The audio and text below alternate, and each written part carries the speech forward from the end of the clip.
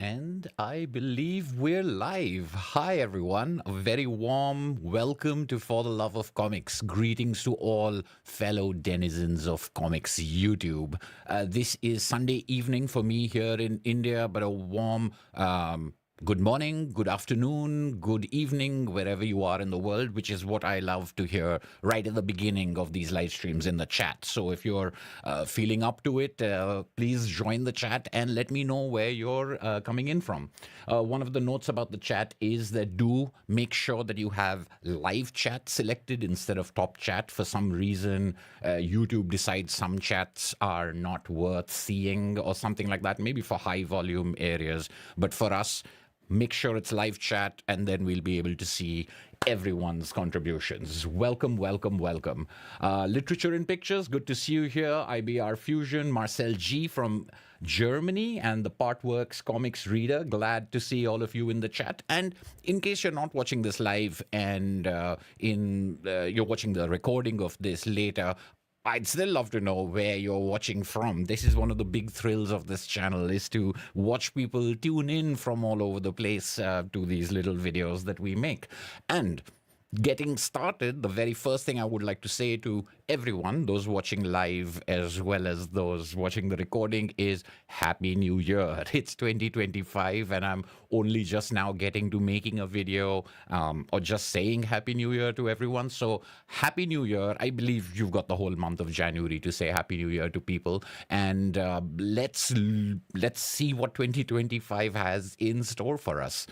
So that's kind of what I wanted to do. I just wanted to wish everyone a Happy New Year. And that's why this is an impromptu live stream. It wasn't really planned. In fact, I was planning on making, editing, and having a video up this weekend. Unfortunately, that went the way so many of my plans do. But there are a number of videos that I am working on, at least in my head, I'm working on them, and these are the scripted, edited videos, but the live streams are also something I enjoy.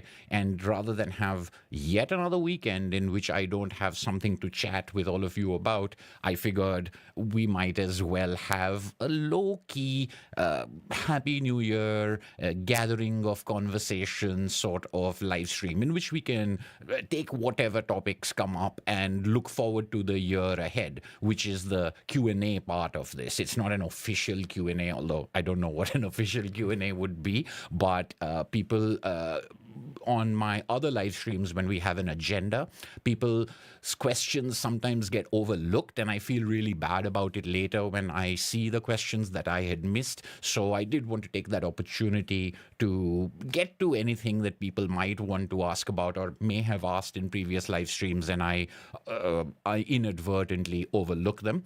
And there are also some comics around me, because that's kind of what we all talk about, and it's an excuse to talk about comics. So I do have, should Q&A and conversation fail us, some comics to talk about. Some of these comics are a continuation of Mail Time, in which people send me comics. There's a special edition of Mail Time that we can do today. And some of these comics are comics that I've recently picked up as part of my outside the house excursions into bookstores, and used bookstores in particular, that have yielded a small but quite a wonderful collection of comics. So that's the loose agenda for this evening. Happy New Year greetings, chit chat, small talk, Q&A, if any comes up, some comics from bookstores, and a couple of packages that I have received. So that's the big plan. Good to see everyone in the chat. I'm going to get into the chat right now. I will say, however, this is an experiment I've been running, and for the last couple of live streams, it has given interesting results, which is to say, if you have not hit like yet, I would love it if you would hit the like button for me. This is all I'm asking for, and it's just something I want to see of A, when I ask for it, do people do it? And B, does it make a difference to the number of people watching the live stream, not just when it's live, but also as a recording? So as a way of understanding YouTube and whether these things actually hold any water or not, this is my little request to you, if you could do that. And I'll keep throwing this reminder in, because I know not everyone's going to be here for the entire live stream. People do drop in and out. So whoever is on, if you look towards that thumb and it's not filled in with white as in, or black, I guess, if you're not in dark mode, if you haven't hit that button yet, if you would just go ahead and hit it for me, much, much appreciated. Let me get quickly into the comments over here. Literature and Pictures, I believe you were the first person here. IBR Fusion says, interested in giveaway or donation if you give away old books. I don't do any giveaways or donations for a number of reasons. I did one once, and the logistics of it are quite difficult, particularly with, as I was saying, the number of people from all across the world who tune in, and shipping, and there's a lot of other problems with that. Also, and I'm not saying you are that kind, but also I believe that having giveaways and donations as a way of getting new subscribers and viewers is a limited one, and not really the kind of way I want to interest people. It's a weird kind of small little channel. I want people to be here for that and not for these other things, if that makes sense. From Chico, California, USA, good to see you, Dan. Hello from Vancouver, Washington, good to see you, Mad Bomber. Colin Taylor, hello from Sheffield, UK. People, if you have seen my previous video on the box of comics from the UK, this is that Colin. So you can pester him with all your 2000 AD questions. I'm sure that he would love to be involved in those conversations. Good to see you, Bardia. Chile, North Yorkshire. Megadhatya's family channel, good to see you. And I did get your question. Thank you for posting that, and I'll get to that question as part of this live stream for sure.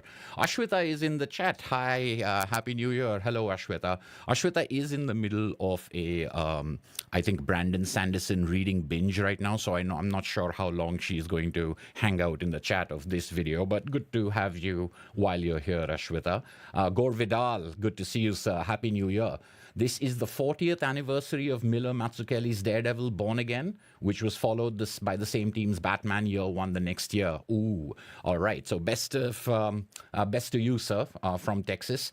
And next year is the 40th anniversary of Year One, which is my favorite Batman story.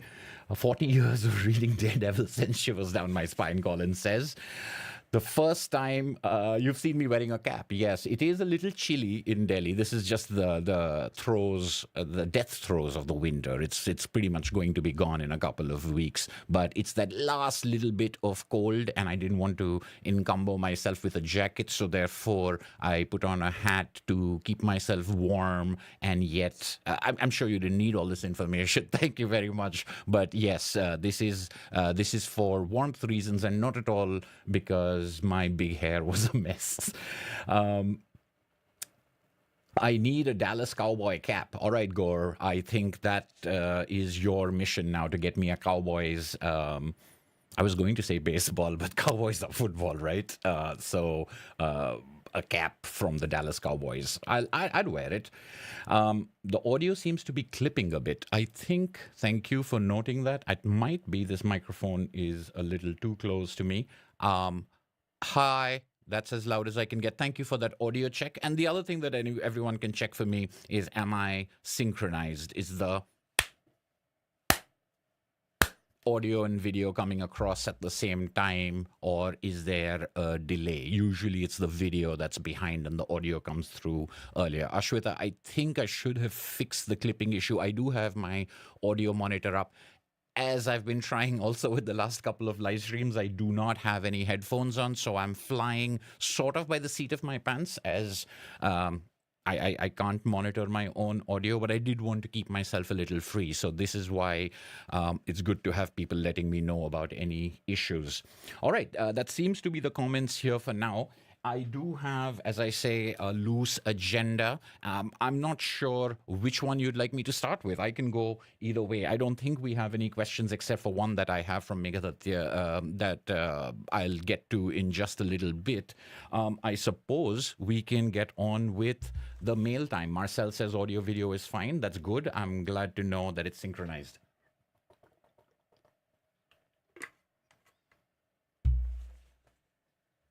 Very well. So, first of all, I want to talk about a couple of comics that were sent to me.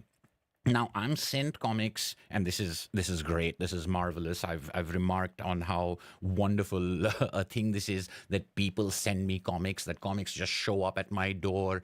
Comics that I'd never heard of, or comics that I have heard of. Comics that people want me to read. And one subset of this is people sending me comics that they have written and drawn or published, and this comes to me in digital as well as physical form. Now I try to read everything that is sent to me, but it's not always possible.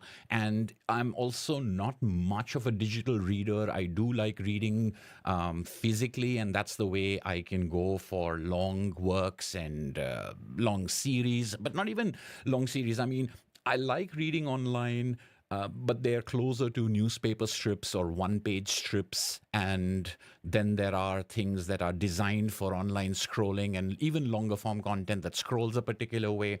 I've talked about this before. I'm good with that, but PDFs and digital files of things that are made to be printed are usually things that I have difficulty sticking with for an extended period of time. So all of this to say is, I don't always get to read everything that is sent to me, and I don't always get to talk about everything that is sent to me.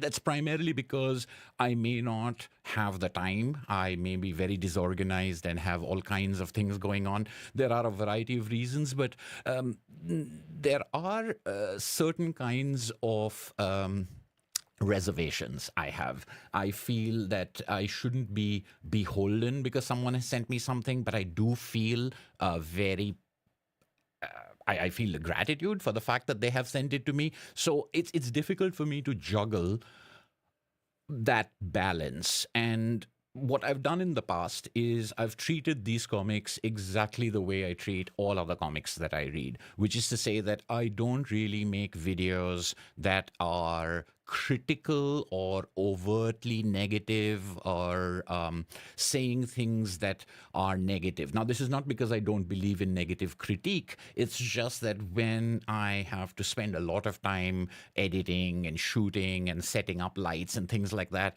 I want it to be about something that will power me through the whole thing. And usually I find that once I've critiqued something in one or two sentences or given my summary decision of it, even my thought process on it, I kind of run out of steam. I don't have anything to push me through that entire video making or even live streaming process. Whereas when I enjoy something, the fact that I enjoyed it and the fact that I want to share how much I enjoyed it and I want to share it with other people and I want to recommend it to other people, that's a big driving force to me completing those videos. So that's just naturally led to me. If I don't like something, that's okay. I mean, it's just an opinion. Somebody else might like it, but I don't necessarily feel the need to go out and publish and print something saying this is what I didn't like about this, particularly if someone has sent it to you. But then when someone sends me something that I really enjoyed, it's a festival, it's a celebration, because suddenly all of these hangups that I'm worried about, all of these things that I'm talking about, they just don't apply. It becomes a comic that you read and you enjoyed and you want to talk about it, which is the perfect ideal situation. So today I have one package that actually qualifies, because this is Godzilla, Skate or Die, written and drawn by Louis Joyce and published by IDW in 5 issues. Now, I didn't know anything about this comic at all. I didn't know it was a Godzilla comic. I didn't know it was published by IDW. But Louis Joyce reached out to me and said that he enjoys watching my channel and has enjoyed, and would I like to take a look at a comic that he has recently done.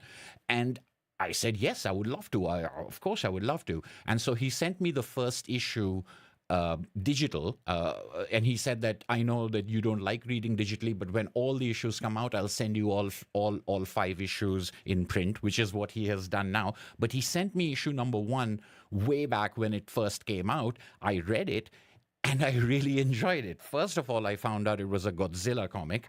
Second, I found out that it is set in Australia. And third is I got a look at the art style and the design, the colors of this comic, as well as the writing and the characters. And the first issue was terrific.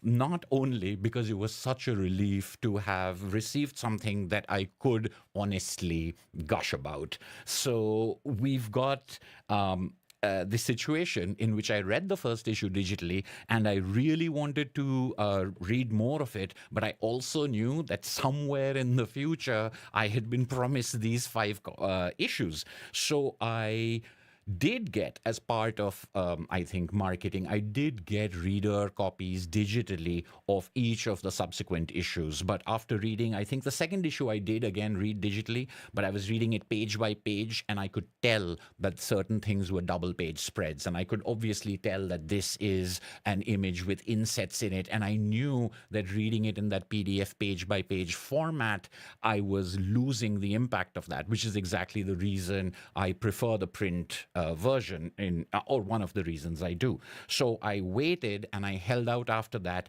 and then just a couple of weeks ago, I received from Mr. Joyce all 5 issues of Godzilla Skate or Die. It's a 5-issue miniseries. It's done in these 5 issues, and I believe that there should be a trade of this coming out now that all 5 singles are out.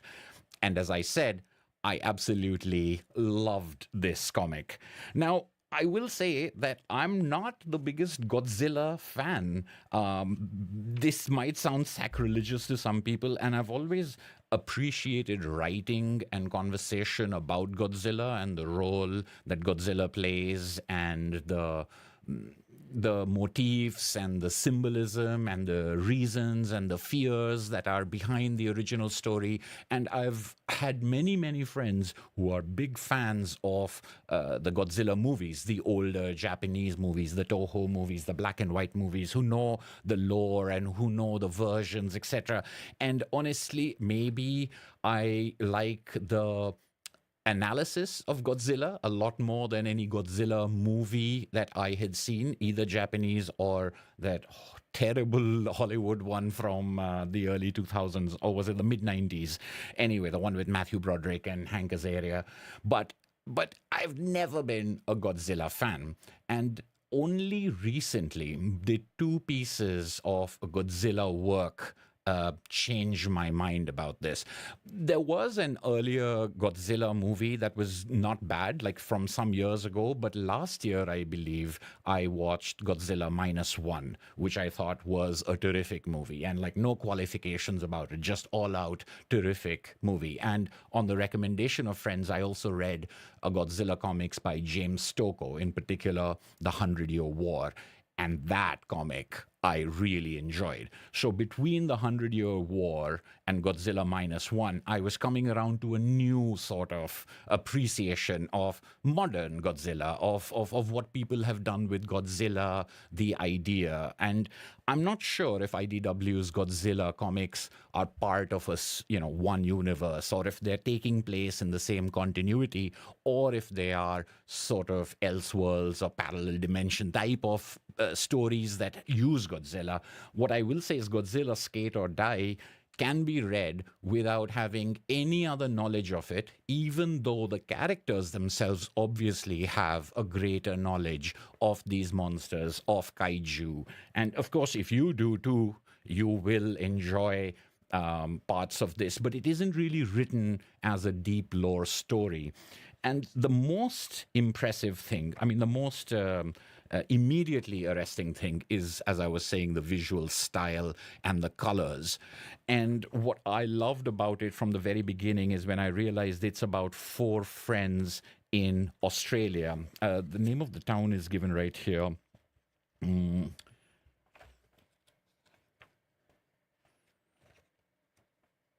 Port Kembla, Australia, which is where these friends are. So I have talked on this channel about my enjoyment of certain Australian comics, in particular the comics of Pat Grant, the comics of Chris Gooch, the comics of I knew I would forget, but I remember the books. But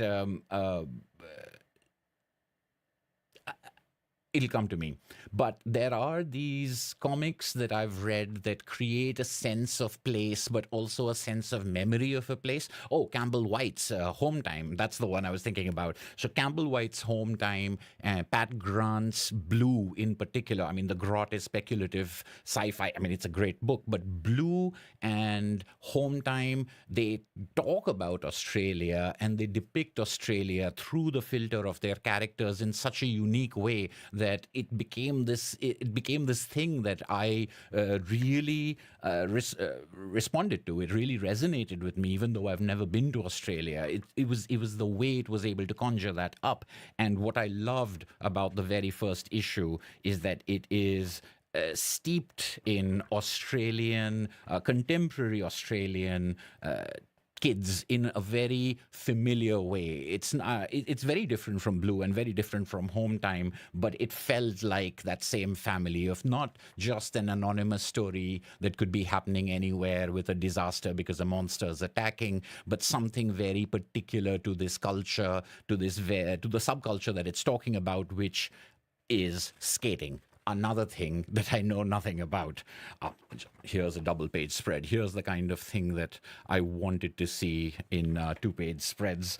And what I loved about it is that focus on character and place really took precedence, at least for the first couple of issues. The first 3 issues, we spent way more time with these kids than we do with the monster or the monsters, who are there and in the background, but they are sort of first gathering, and then there is an attack scene, and then they leave, and then we're with the kids for most of the pages, except for those pages of violence and impact of the monsters, which is just brief cutaways too, and then we come back to the kids. So I really enjoyed this system, first of all. Here's another double-page spread from the first issue that I thought was terrific, with that instant classic panel down here, if you can see it as well.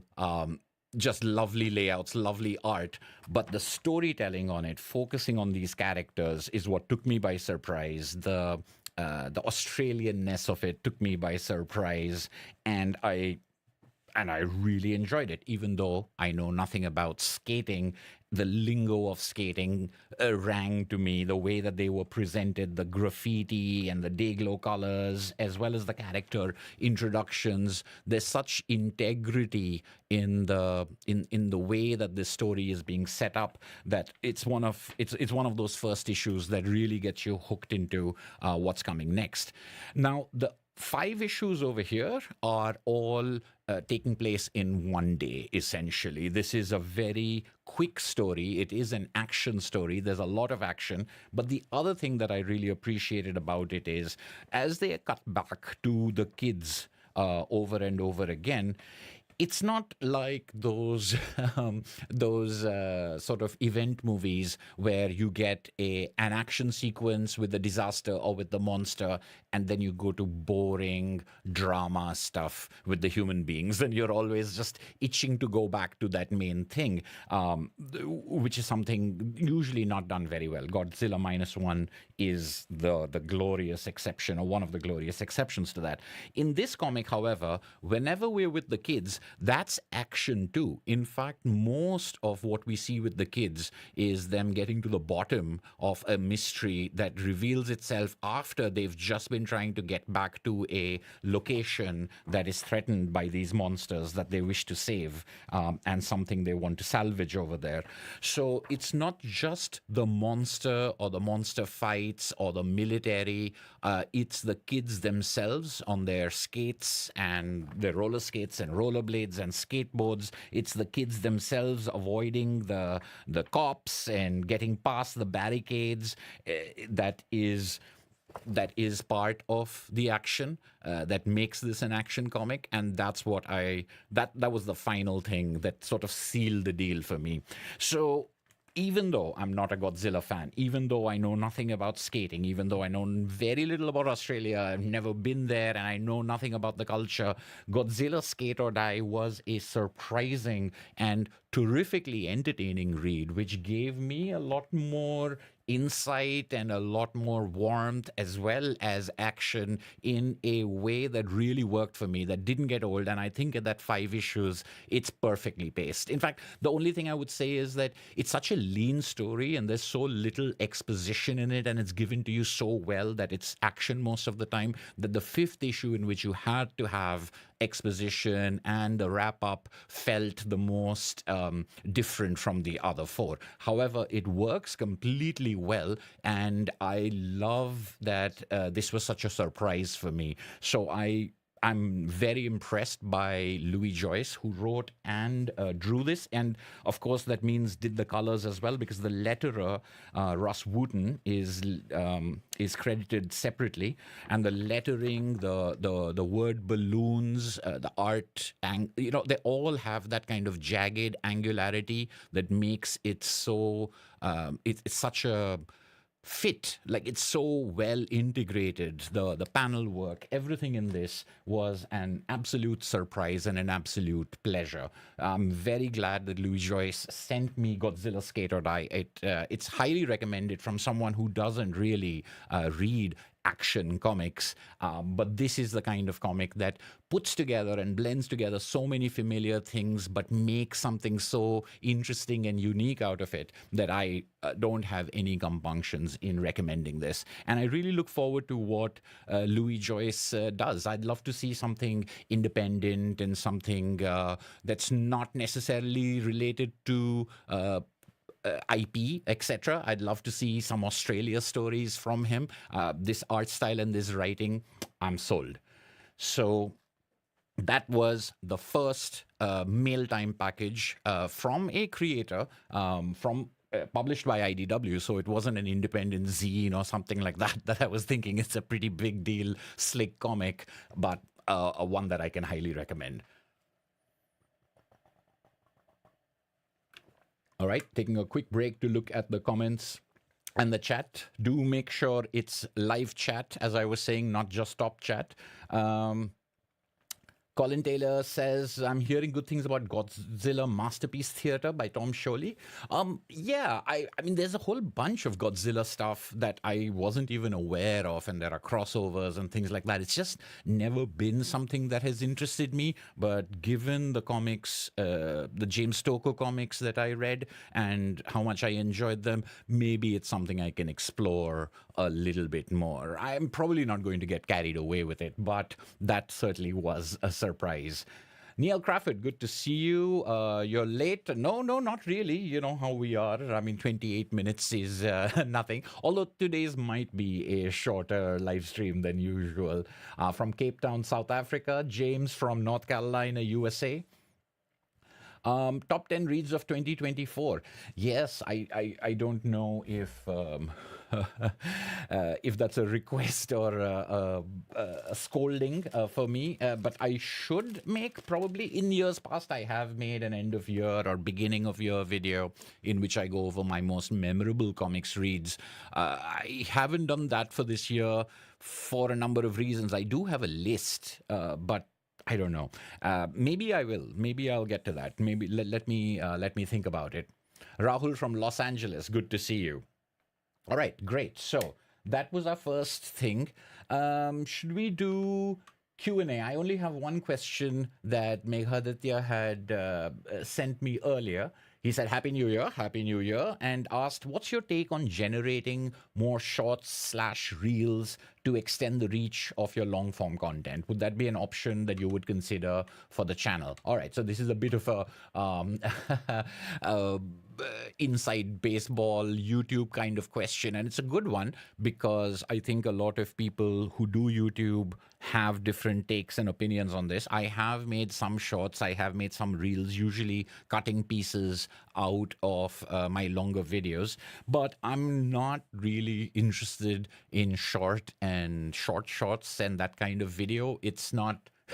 If people who know me and this channel will know that's not really my style. I'm a lot more laborious, belaboring the point over and over again and taking my time and going off on tangents sort of person. It's not the kind of thing that I think that I'd be good at making, and I wouldn't know how to do that. And even if I took that as an exercise, I've seen at the back end of things that shorts viewership and long form or longer form content viewership and live stream viewership, for example, they exist in almost very different spheres. There is an overlap between live stream and video watching, quite a generous overlap that I enjoy and I like. But the shorts could even get you views, but those views don't really mean anything. They're not really coming in a way that, no matter how tiny the number of views on this channel, they come because of the content in a particular way, or people decide to stick around or not stick around or decide to come back based on that. So it's not really representative of the channel. And I think even if you did get views or even if you got subscribers, that wouldn't really amount to anything. As I always say, subscriber count isn't really as far as the YouTube stuff is concerned, it isn't really a big deal. It's about who shows up to watch your stuff and who watches the next thing you put out there. If you have a subscriber who subscribed for one thing and then they never click on any of your other videos, that's much more harmful than having that person as a subscriber in many ways. The way that YouTube and the algorithm works and the way that it puts things out there. So I feel that if I thought something was fun as a short, or if I could take a little sound bite, etc., and put it together as a short, I might do that, but I don't really see that as being the kind of thing I want to spend more time doing or learning how to do, no matter how good it is for your channel or what. Because to me, in my limited experience, one thing does not translate into the other, and it might actually end up being a detriment, which you know, I mean, I can't avoid when it happens, and it happens with videos as well. But I don't want to double down on that on that danger. Partworks Comics Reader says, I think you mentioned Ian Edgington in one video. What do you know from him? I'm mainly familiar with his 2000 AD, but recently read a Dick and Tim story in the Robin Compendium that he wrote. I know that Ian Edgington is a very prolific writer. I believe I got introduced to him through his adaptation of Conan Doyle's Sherlock Holmes stories, but I have read his adaptations of H.G. Wells. And now I think that there was a Kingdom of the Wicked, a comic that I read a long time ago that I later realized was Ian Edgington. So I came into reading his work as an adapter of classic literature, who does a very good job adapting, because that's not always something that people can do. And that's from there I have also started realizing that he's a contributor to 2000 AD, and then he's got other books out there, and he's worked with a number of different artists, but there are some, I.N.J. Culbard being one of them, there are some with whom he has worked several times. Scarlet Traces, I think, is I wouldn't call it a sequel necessarily, but a War of the Worlds remake spin-off story that I think was very good and I enjoyed a lot. And I believe that has a sequel, which I haven't read. But that's all I have familiar with, but I'd love to read more by him. Aris Kotsis, good to see you. Happy New Year. What book are you looking forward to reading in 2025? Lots of books. There are lots of books. There are lots of books that I should have gotten already, but because I've said that don't buy any more books until you've finished at least portion of what you've already bought, I'm trying to keep myself in control that way. There are certain books that I'm waiting for price drops on, because I know that when a book comes out, sometimes in the US and maybe in other places, you get a good pre order discount or you get a good price on it. In India, it's sort of the other way around. When a book first comes out, the imported price of it is quite high, or it's at absolutely the dollar list price. Later on, when it's imported in by importers or by publishers, it does get stickered to maybe a 20-25% discount for local prices. And sometimes that price can be further discounted. It's a risk, obviously, because FOMO is real when things go out of print and editions that you should have gotten are no longer available. And we all know how that goes. But there are books that I'm waiting for them to come into some better prices. I think a couple of literary adaptations, speaking of adapting literature, Amy de Jong's adaptation of The Lord of the Flies is something that I wanted to get, and Manu Larsenet's adaptation of Cormac McCarthy's The Road is, so those are two books that I know that I want to get. I have a wish list that is huge. And as far as what I have that I need to get to, that's I think there are.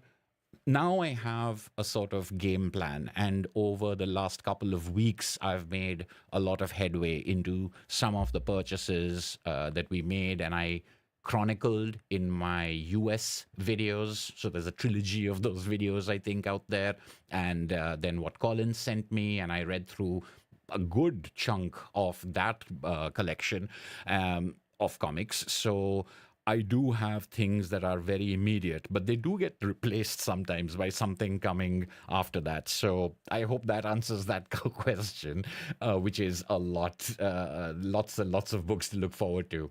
Rahul asks, any interest in Blake and Mortimer? I've read a couple of Blake and actually I've read 4 or 5 of them. And then those albums that I was getting suddenly shot up in price or became hard to find. So I'll still pick them up, but I'm loath to pay, the kind of high prices that I see these days. I enjoyed some of them, and some of them I didn't enjoy as much, but I still want to see how the different stories are, particularly by different writers and different artists. So I don't think I've gotten a full sense of that yet. And I think I have, some years ago, I made a European comic spotlight in which I talked about the first Blake and Mortimer adventures that I was reading and experiencing at that time. So you can check out that video if you're interested.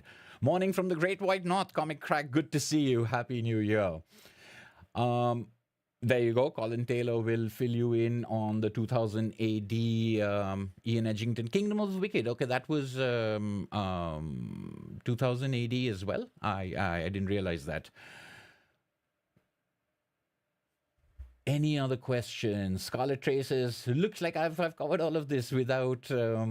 Yes, Larsenet's book is. I haven't gotten that over here. I did pronounce it well. Oof, thank goodness. Thank you, Aris. And Marcel says The Road broke my heart. Yeah, well, the Blast English translation is still unfortunately not available. I think it's there in.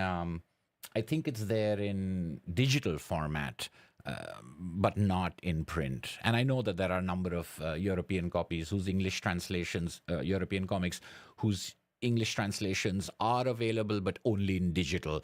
Glorious Summers by Zidru and Jordi Lafebre is one that I always think of, because particularly after having read many more Zidru and many more, not many more, but a couple more Jordi Lafebre, I want to read more, and it's not available. All right, so that was Godzilla Skate or Die, mail time. Another mail time that I received is from, I received this from Titan Comics. And just before this just before this live stream, I was going to grab a couple of more books from the shelves, but I didn't want to get things very chaotic over here. But Titan Comics is a comics publisher that I've known of for many years, but have but I don't think I knew exactly how big a publisher they were, where they have literally thousands of comics and series, a lot of them as licensed IP and tie-in sort of comics, but originals as well as reprints and collaborations with other publishers like 2000 AD. And what I knew about Titan Comics, or the comics that I encountered of Titan Comics, was sporadic, but created a very good impression in my head. So there's the Modesty Blaze reprints that Titan Comics did. I think they did 8 volumes of them from the first one. So I don't think they got to the later comics, but the first 8 volumes were reprinted by Titan Comics in a nice broad format that I was able to pick up many years ago. And having been a fan of Modesty Blaze in the newspaper strip form, which I encountered as a child, and stayed in my head, maybe because it had nudity in it, and that was a time in when Indian newspapers would actually publish it. It's unbelievable, it's kind of something I can't believe at now. Now I can't believe it, but it did exist at one point of time. And from there, I actually knew someone who had collected all of those strips and sort of pasted them into an album together, making these Modesty Blaze books at home. And I had read them. So way back in the day when I found these Titan Comics reprints, I snapped up as many as I could find and was able to collect all 8. And that was my introduction to Titan Comics. And very soon after that, and at this time I did not know much about 2000 AD at all, but the one comic of 2000 ADs that I knew and loved was The Ballad of Halo Jones. And Titan Comics had a hardcover, till date, the only hardcover I've ever found of The Ballad of Halo Jones. In fact, I don't know if that's here. Let me quickly check if it is.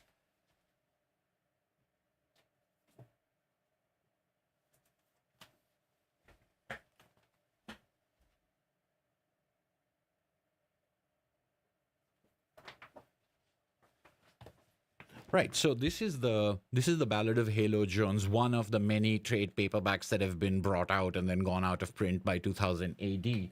And this is the complete Ballad of Halo Jones, the black and white hardcover, lovely large format edition. When compared to the 2000 AD volumes.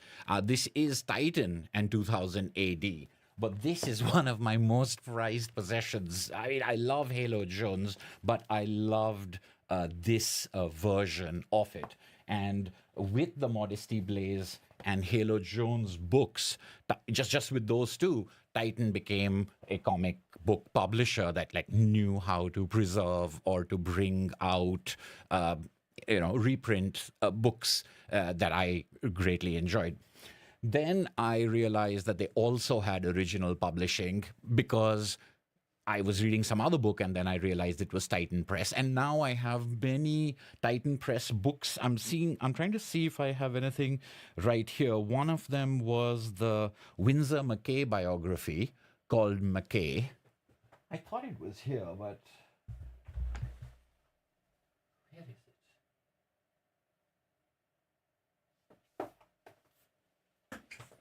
This one, I don't know if I've talked about this before. I think I might have talked about it on a live stream on some other channel, but McCay. And this is Stat Express, which is an imprint of Titan Books. So, I mean, we think about Titan Comics, and I think it might have different publishing. But if you've seen Stat Express, and this is now how I recognize how many Titan books I had without knowing that they were Titan books. This book is... It's a gorgeous and very interesting biography of Winsor McCay, the creator of Little Nemo in Slumberland. I'll give you a quick look at this, even though that's not what this is about. And then most recently, I believe,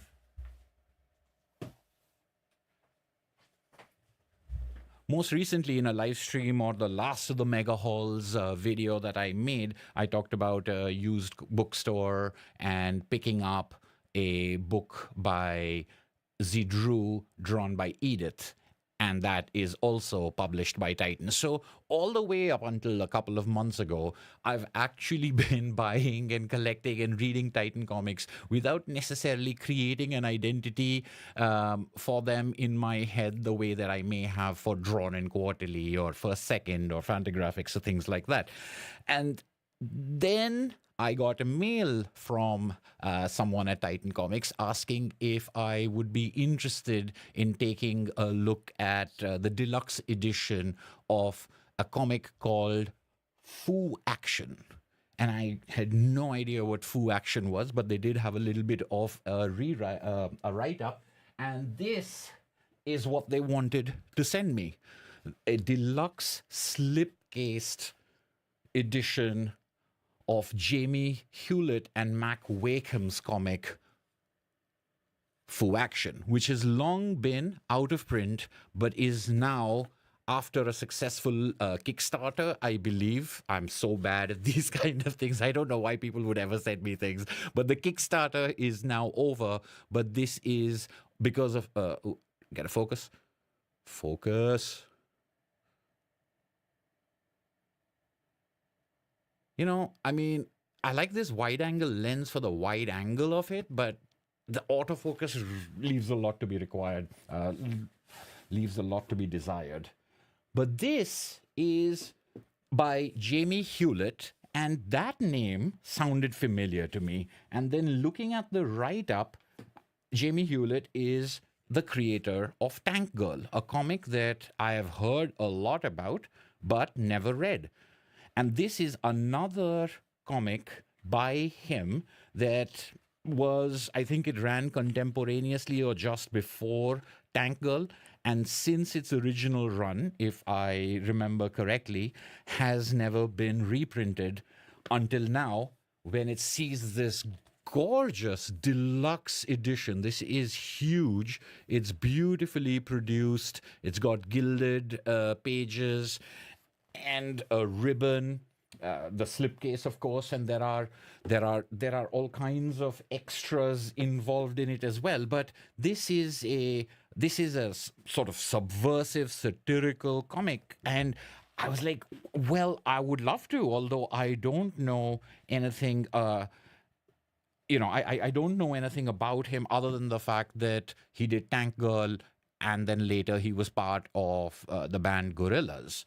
Those are the only things, and then the gentleman I was talking to, and gentleman is truly the right word, said, you know what? If you've never read any Tank Girl, you should really read Tank Girl, and we've got some Tank Girl books that we also publish. I'll send you some of those.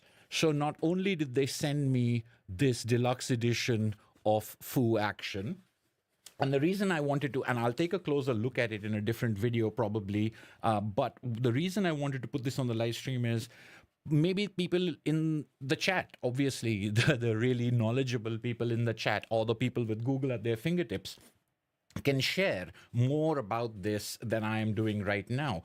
This is something that I believe is a lovely collector's item. I haven't read the story, so I can't judge on that. And the question I had is, do I jump into reading Fu Action? Is that what I read, or should I read Tank Girl first? I know they're not connected and it's not in sequence, but as a reading experience, I could go either way. So this box over here contained not just that, but also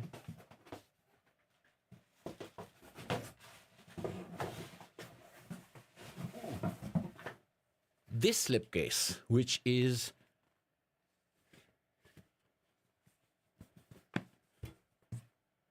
I got something mixed up. Yeah. Oh, there's some NSFW postcards and things over here. But this is the Tank Girl Color Classics Trilogy, 1988 to 1995, by original creators Alan Martin and Jamie Hewlett. This is the box set, and it contains, alongside those extras, it contains these three trades, which I believe is, as advertised, the original run of Tank Girl. And this does say Color Classics, so I'm not I'm not familiar if these were originally in black and white or if they were originally in color and then reprinted in black and white. Why that title, Color Classics? That's something that maybe people in the chat can also answer. But having gone through the first volume of Tank Girl, at least the art style is unique, and you can obviously see if you're familiar with, you would have seen this artwork as part of Gorilla's music videos and album artwork and things like that. But I'm intrigued by Tank Girl, the series. I'm very intrigued by Fu Action and the deluxe edition of that.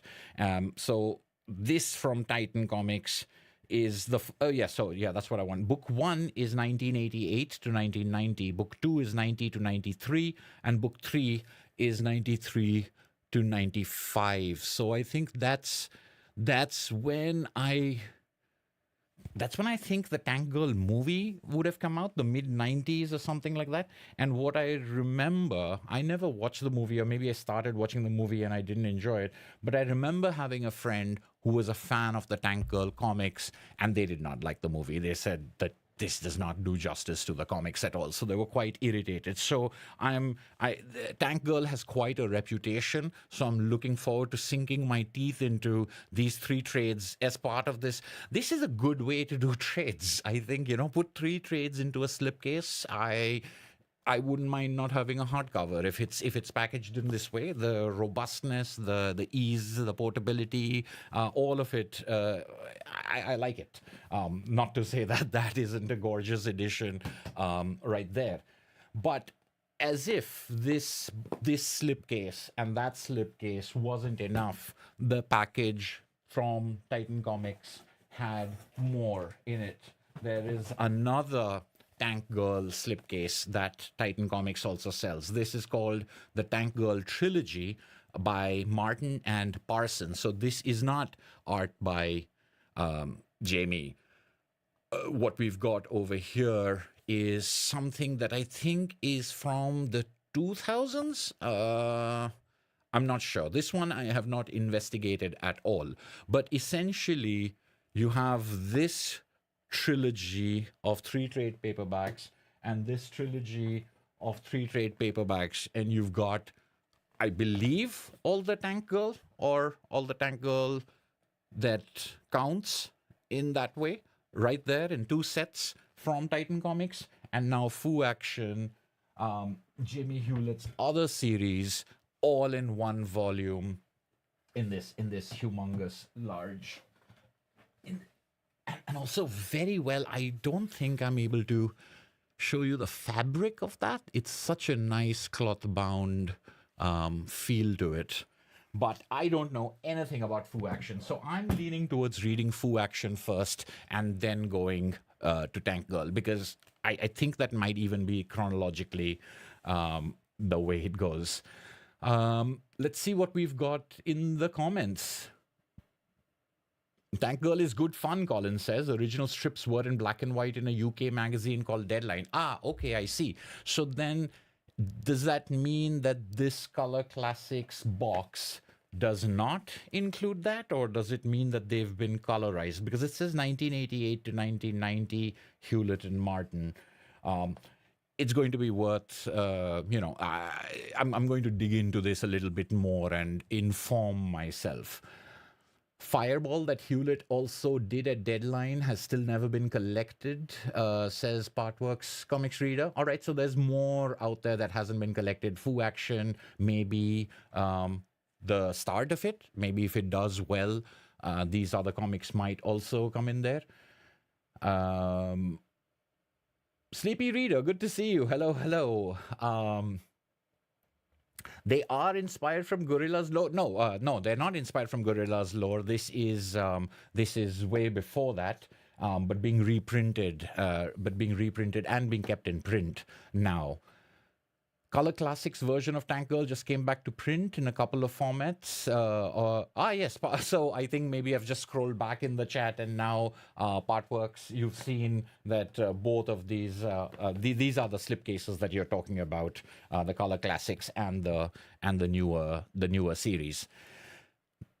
Happy New Year, Anurag. Good to see you. It's good fun. It's funny. LCS, a poor kid, asking for Tank Girl comics. The shop never had any. When he stopped coming, someone sold them to the shop. After many months, you got them. Well, Gorvidal, if it was meant to be, it was meant to be. I'd love to know what you think of Tank Girl and what your opinion on this. The Titan books look really cool, Aris says. Yes, they do. They were black and white before they were colored for this edition. Okay, so they were colored for the thing. The colors look, quite vibrant, if I can say that. It's a good match with the Godzilla Skate or Die by Louis Joyce that we were looking at before. Oh, Paddles with Pete says it was one of his favorite movies. I'm sorry, I badmouthed it. I think I was very. I wasn't a kid when I saw it. I was old and cynical. We do need more slipcase editions of everything. Marcel, completely agree. Good evening, Comic Binge. Good to see you here. If everyone isn't familiar, the Comic Binges channel is one that I have been to on a couple of occasions. We have these great fun conversations. There was one conversation, one live stream, which was about our favorite action scenes, in which we took 3 action sequences each. There was a top 5 Kurt Busiek comics you should check out. And then most recently, we did this thing where we swapped recommendations, where he read a book that I asked him to read, and I read a book that he asked me to read. So I read Craven's Last Hunt, which I'd never read, and he read Day Tripper, which he'd never read before. So that's the Comic Binge, and do check his other videos out. He's a real Marvel DC fan, unlike me. So we look forward to more occasions in which he will school me. Timothy Krellick, thank you so much for the super chat. Happy New Year. You're a newer fan. Well, I mean, my videos aren't going anywhere, so you can catch up, and if you can stand the technical glitches and shortcomings in older videos, a lot of them I still stand by what I say, although there are some in which I have changed my mind, which is my prerogative after all these years. But welcome to the channel, and thank you so much. They look like the original Tank Girl story, just colored. Thank you, Colin. What do you think is the most overrated comic or comic writer of all time? Bardia with the tough questions. This is a very good question. In fact, this is the kind of question that I say, let's get into the vocabulary of this. But I believe there is a live stream of mine called Overrated versus Underrated, and what's the difference. And over there, I go into some length about how I don't really know how to use the word overrated, or the phrase overrated to me doesn't sound right, because it doesn't sound like I'm reacting to the work. It sounds like I'm reacting to the reaction to the work, which is fine, and that's okay. But I can't use that vocabulary to talk about the inherent value of a piece of art or a piece of entertainment. It seems like that's more cultural commentary, and that's more about society and what you want to talk about as far as people are concerned, and not a work. So I do have my opinions on that, but I don't think that reflects on the work at all. I think it reflects on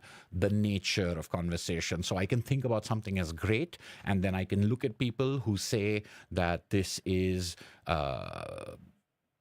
gospel, or this is something that we worship and there is absolutely no flaw in it, and anyone who says there is any flaw in it needs to be put to death.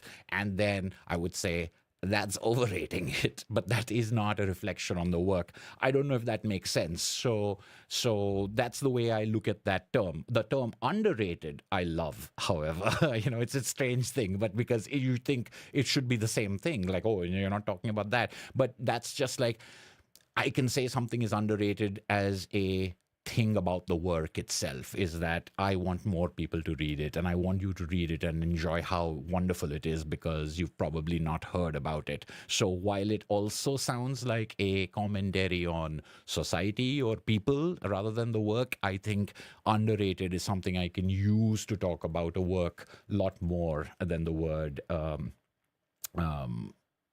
overrated. It was great to see the Day Tripper versus Caver. Yeah, I don't know if it was a versus, but it was a great episode. I'm glad you enjoyed it. The video quality is really good. Thank you, I really appreciate it. I do know that there is a little bit of a frame rate kind of issue, sometimes because of the buffering, I suppose. But I'm glad that the video is working today. Why are you not more into Japanese manga? That's a question I get in various forms quite often. Do you read manga? Why don't you read more manga, etc.? And again, over here, I think this question can be a really different question depending on who's asking it, because more is a sort of relative term. It's like more than I already read.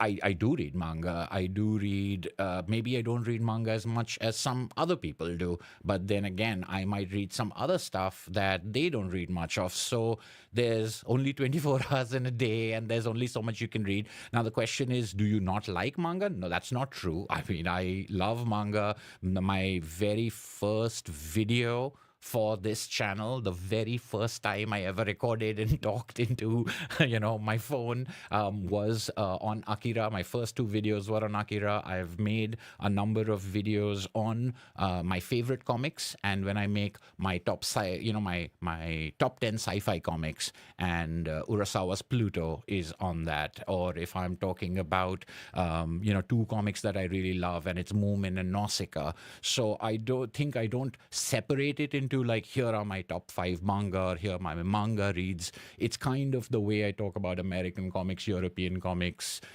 It's sort of all mixed together. I do understand that sometimes people like to make these compartmentalizations because it makes it easier to get recommendations, and I don't have any issues with that. But I also think that sometimes what people mean when they say manga also is different. For some people it will have to be certain things. It'll have to be Bleach, it'll have to be Vagabond, it'll have to be Vinland Saga. So if I say that, well, Jiro Taniguchi is one of my favorite authors of all time in any medium, people will be like, yeah, but that's not what I'm talking about. It's like, well, it is manga if I take the idea of Japanese comics being manga. Now, what else people mean by it and how they judge me on how much I ascribe or deviate from that, that's really not in my hand. But should I read more manga? Sure, I should just read more in general. So absolutely, I'm always on the lookout for suggestions, and I'm always trying out volume ones. And with many manga, the first volume is extraordinarily cheap. I mean, far cheaper than the next volumes, or at least that's the way it becomes sometimes. So I get to try a lot of first volumes, tankobon, and see if I want to continue. And sometimes I don't, and sometimes I do. In fact, I've most recently finally purchased the last volume of Lone Wolf and Cub. So, I mean, my Lone Wolf and Cub collection has finally, after all these years, been completed, which I think is a cause for celebration. What other questions do we have? What's up? How's it going, Paolo? Overrated for my personal taste only. Yes. I think sharing opinions on overrated is a little dicey, because it does seem like a certain amount of resentment. It's like, I don't like somebody. How dare they be popular? How dare they be successful? How dare they make a lot of money? But I mean, I've always known that things that you love don't necessarily make the most money, and things that are the best aren't necessarily the most popular. So I think there is a difference between wishing at a recommendation level and then truly, truly wishing that the world was different. I get it, but I find it difficult to analyze that way. I'd much rather talk about what I liked and what I didn't like, and then you talk about what you liked and didn't like. And some parts of what you say I will agree with, even if I don't agree with your verdict, and vice versa. And I like that kind of conversation, and I like that kind of discussion. So the statements of overrated sometimes seem very final, and they seem very declarative, and they seem very like, this is the verdict, and I'd rather be in conversation than in conversation, if that makes any sense. But yes, popularity of your opinion, yeah, I mean, who's actually keeping count and who's really tallying these stats up to say that they're sure? It's all anecdotal anyway. It's all about the impression that I have. It's because that particular website I went to and that particular Reddit thread, etc. It's like, how many people are even on Reddit who are reading those books and sharing their opinion? It's like we tend to take our areas like YouTube, etc., as being somehow all of it. So that's also another one of those dangers, is that according to whom, it's like everyone I know loves him. It's like, yes, but that's also a limited circle. There might be lots and lots of people who we never get to encounter who don't feel that way. So even our opinion of something being overrated itself might be limited in its scope. I do love Akira. The comic binge knows, because of that 3 great action sequences video that we made. Yes, you do need to get in. Hello from Toronto. Good to see you. Does news of bad behavior of creators affect your ability to go back to their work? Nice, good, tough, meaty question, Sleepy. This is what we expect from you. It does. I'm not saying this is the way that it should be, and anyone who doesn't do exactly what I do is evil or something like that. But for me, it does. Sometimes you can have things like, if someone was bad in the distant past, can you appreciate their work today? And I do believe that you can appreciate work, but I think that a lot of things come into play when we say we appreciate some work. I know that on this channel, myself and other people, we are completely okay saying, I love this. This is my favorite Tintin because it was the first one I read. I mean, if you go to those Tintin videos in which people write those comments, you'll see so many of them. And it's such a natural thing. So we are able to recognize our nostalgia. We are able to recognize our personal preferences. And so it's incorrect to think that we only appreciate things because we are only analyzing the technique and the form, and we've got a lot more going on. So when you have a lot more going on, it makes every reading experience different, and then certain things can ruin reading experiences for you. However, when it comes to conversation and discussion and things like that, I think over there it's a little different. I think whenever people say, oh, that's a fantastic book, too bad that the guy who wrote it was an absolute horrible person, I think that's a fine statement to make. I think you recognize this and you recognize that. It's only people say, what does that have to do with anything? It's like, why does, who said that it has to do with anything only in that level? Why can't we just say, yeah, that was a really good story written by a very racist person. So there you go. If you want to say it's a good story, you can say it that way. When it comes to contemporary bad behavior, things like that, yeah, sometimes it does. I mean, I'll still read something, but I'll always have in the back of my mind what I associate with that person. And that's true for everything. I mean, there are songs that I think of because of how they were used in a particular movie, or there are songs that I think of when I think about their music video. So it's not always purely what this thing is. There are associative and there are parallel ways of looking at things. So for me, at least, depending on what I hear, depending on how it sounds, depending on that. Now, I don't necessarily jump to the same conclusions that other people do, or I don't necessarily condemn or forgive in the same way that other people do. And I think that's also different from people. But I would be wrong saying that it plays no part and I don't care. I mean, sometimes I think that again, I think maybe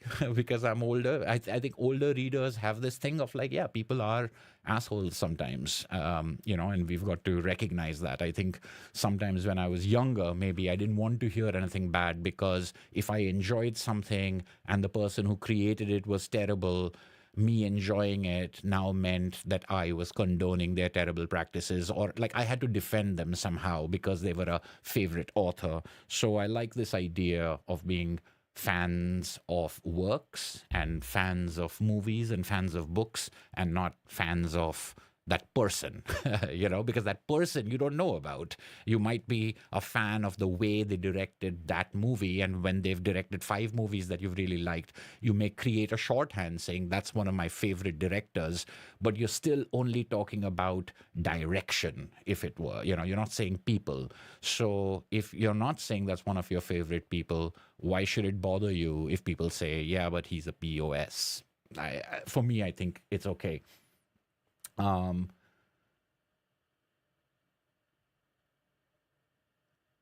I hope that answered that question, Sleepy.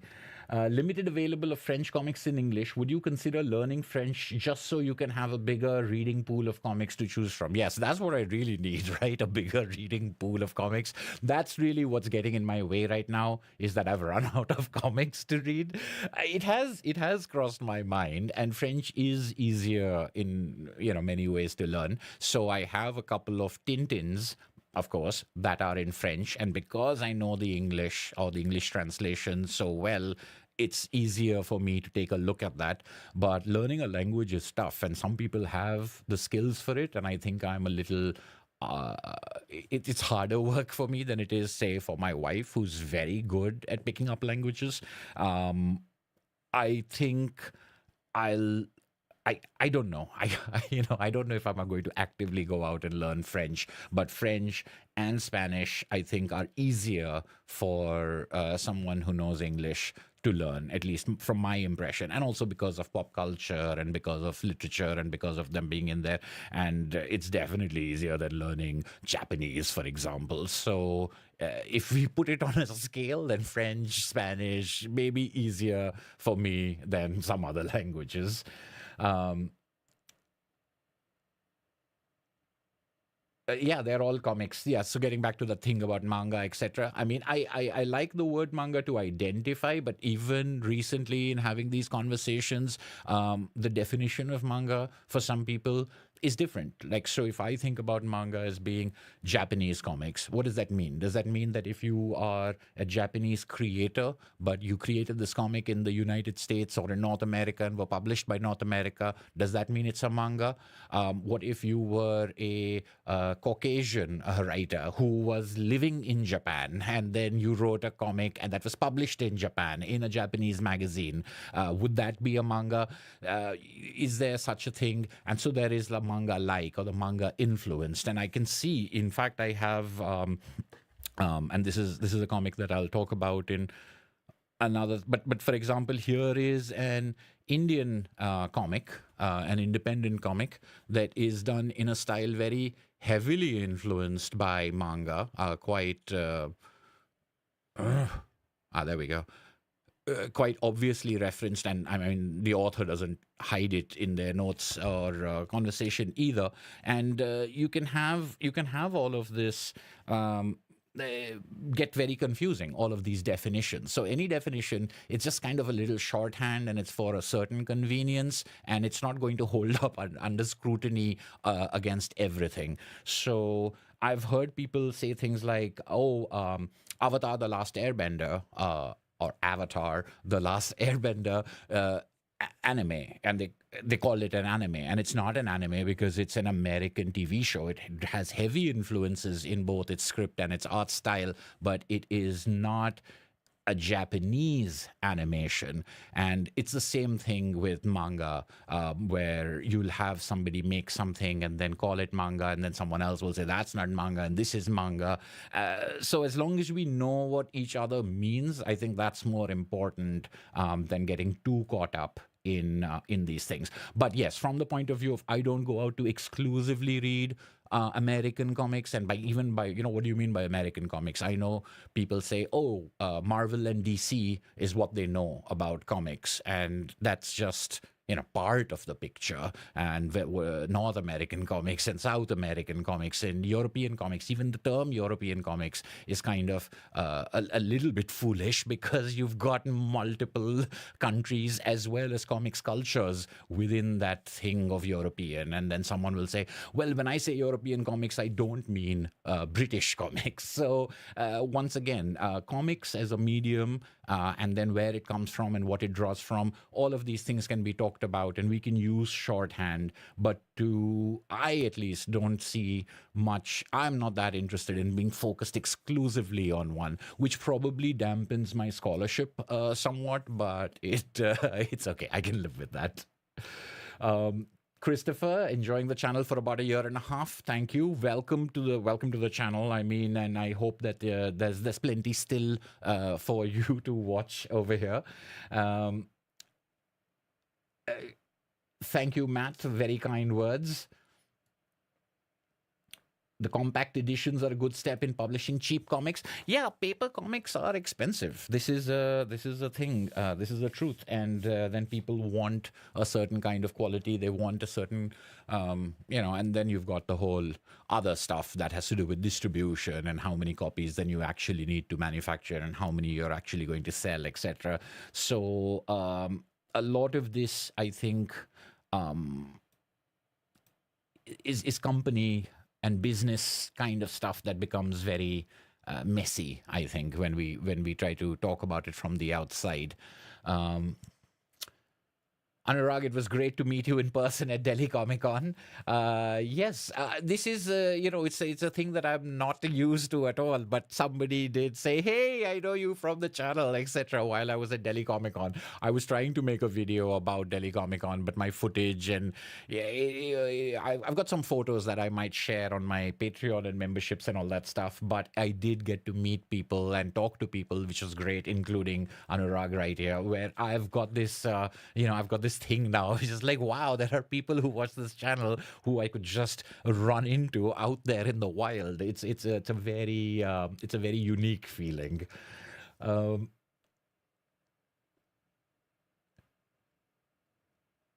Sleepy Reader says, sadly, I have postponed my reread of Sandman because of the accusations. All right, so you kind of get where I'm coming from, Sleepy. I mean, we've got this, like it can make a difference.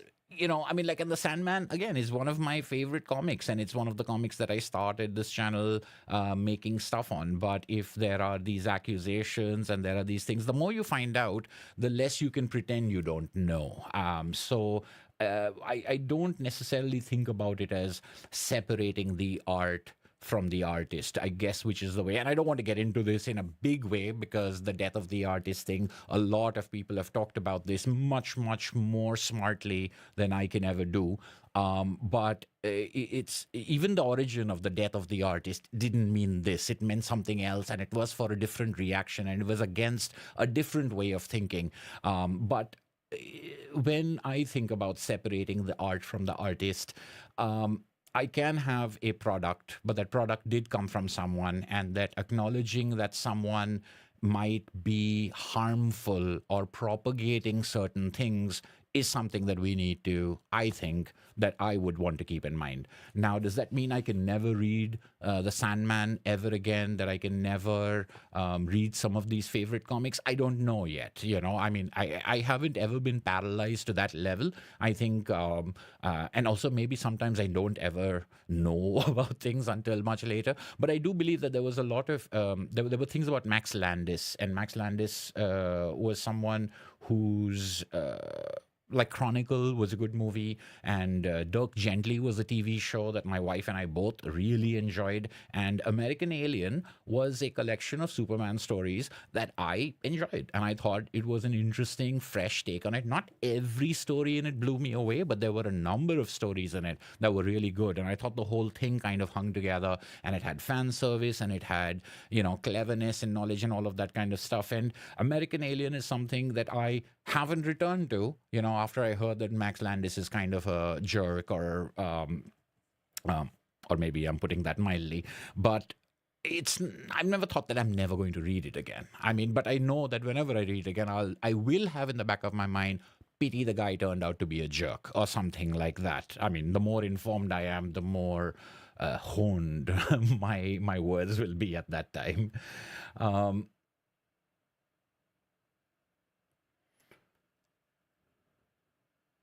Let's see. Any other questions? A question seeing your T-shirt. Yes, my T-shirt. Everyone has to make their own decision around art-artist separation or case-by-case basis. Yeah, I think a case-by-case basis is exactly where our ideas, become crystallized. This is like, I find that to be a problem. I am less offended by this, or that's not a problem to me, and this is absolutely unforgivable. This is different for different people. And I think the arguments or the fights are about when you want other people to feel exactly the way you do, and you feel that if they don't behave the way you do, or they don't think the way you do, then they are somehow deficient or they are somehow malformed. And that, I think, is going a little too far. However, there are real points to be made about how do people get away with bad behavior for so long, and how do systems propagate things over and over again, and how do generations continue injustices. And one has to realize that for whatever excuse or for whatever reason, looking the other way or making an excuse for it is part of how those things continue and propagate. So at least that part of it I believe in, is that you call it out and you say it's a problem and you say it's bullshit and you say why it is a problem, because you don't want to be part of the thing that allows it to continue and allows it to propagate itself. So I think balancing that is difficult. It is complex. So the only thing I don't want to do is say that doesn't matter, I'm not going to listen to it, it's got nothing to do with anything. I think that part of it is the part of the death of the author thing that I have strong disagreement about. You can separate it, but have equal acknowledgement. Pretending one thing doesn't exist and pretending it's got nothing to do with that is part of propagating, is where I've gotten to in my thinking so far. But it may continue to evolve or change. Have you read the Wildstorm works by Ellis, aka Planetary, The Authority? I have read The Authority. I read The Authority way back in the day, and it was actually one of the comics that was responsible in some ways. It's very cool to say, Day Tripper got me back into comics, or even Ultimate Spider-Man and Watchmen. But The Authority was one, because I hadn't read comics since the age of 14 or 15, when I read, say, X-Men Age of Apocalypse. And it was darker and grittier, and people died and got their limbs severed and stuff like that. And I was like, this is very cool. And then I read Authority, and that was even more adult and violent. And so I think at that point of time, me going, wow, comics aren't for kids anymore, and all of that stuff, I was kind of caught up in it, and I got into it. Then later, when I revisited it in the Absolute editions, I found it to be less impressive than in my memory.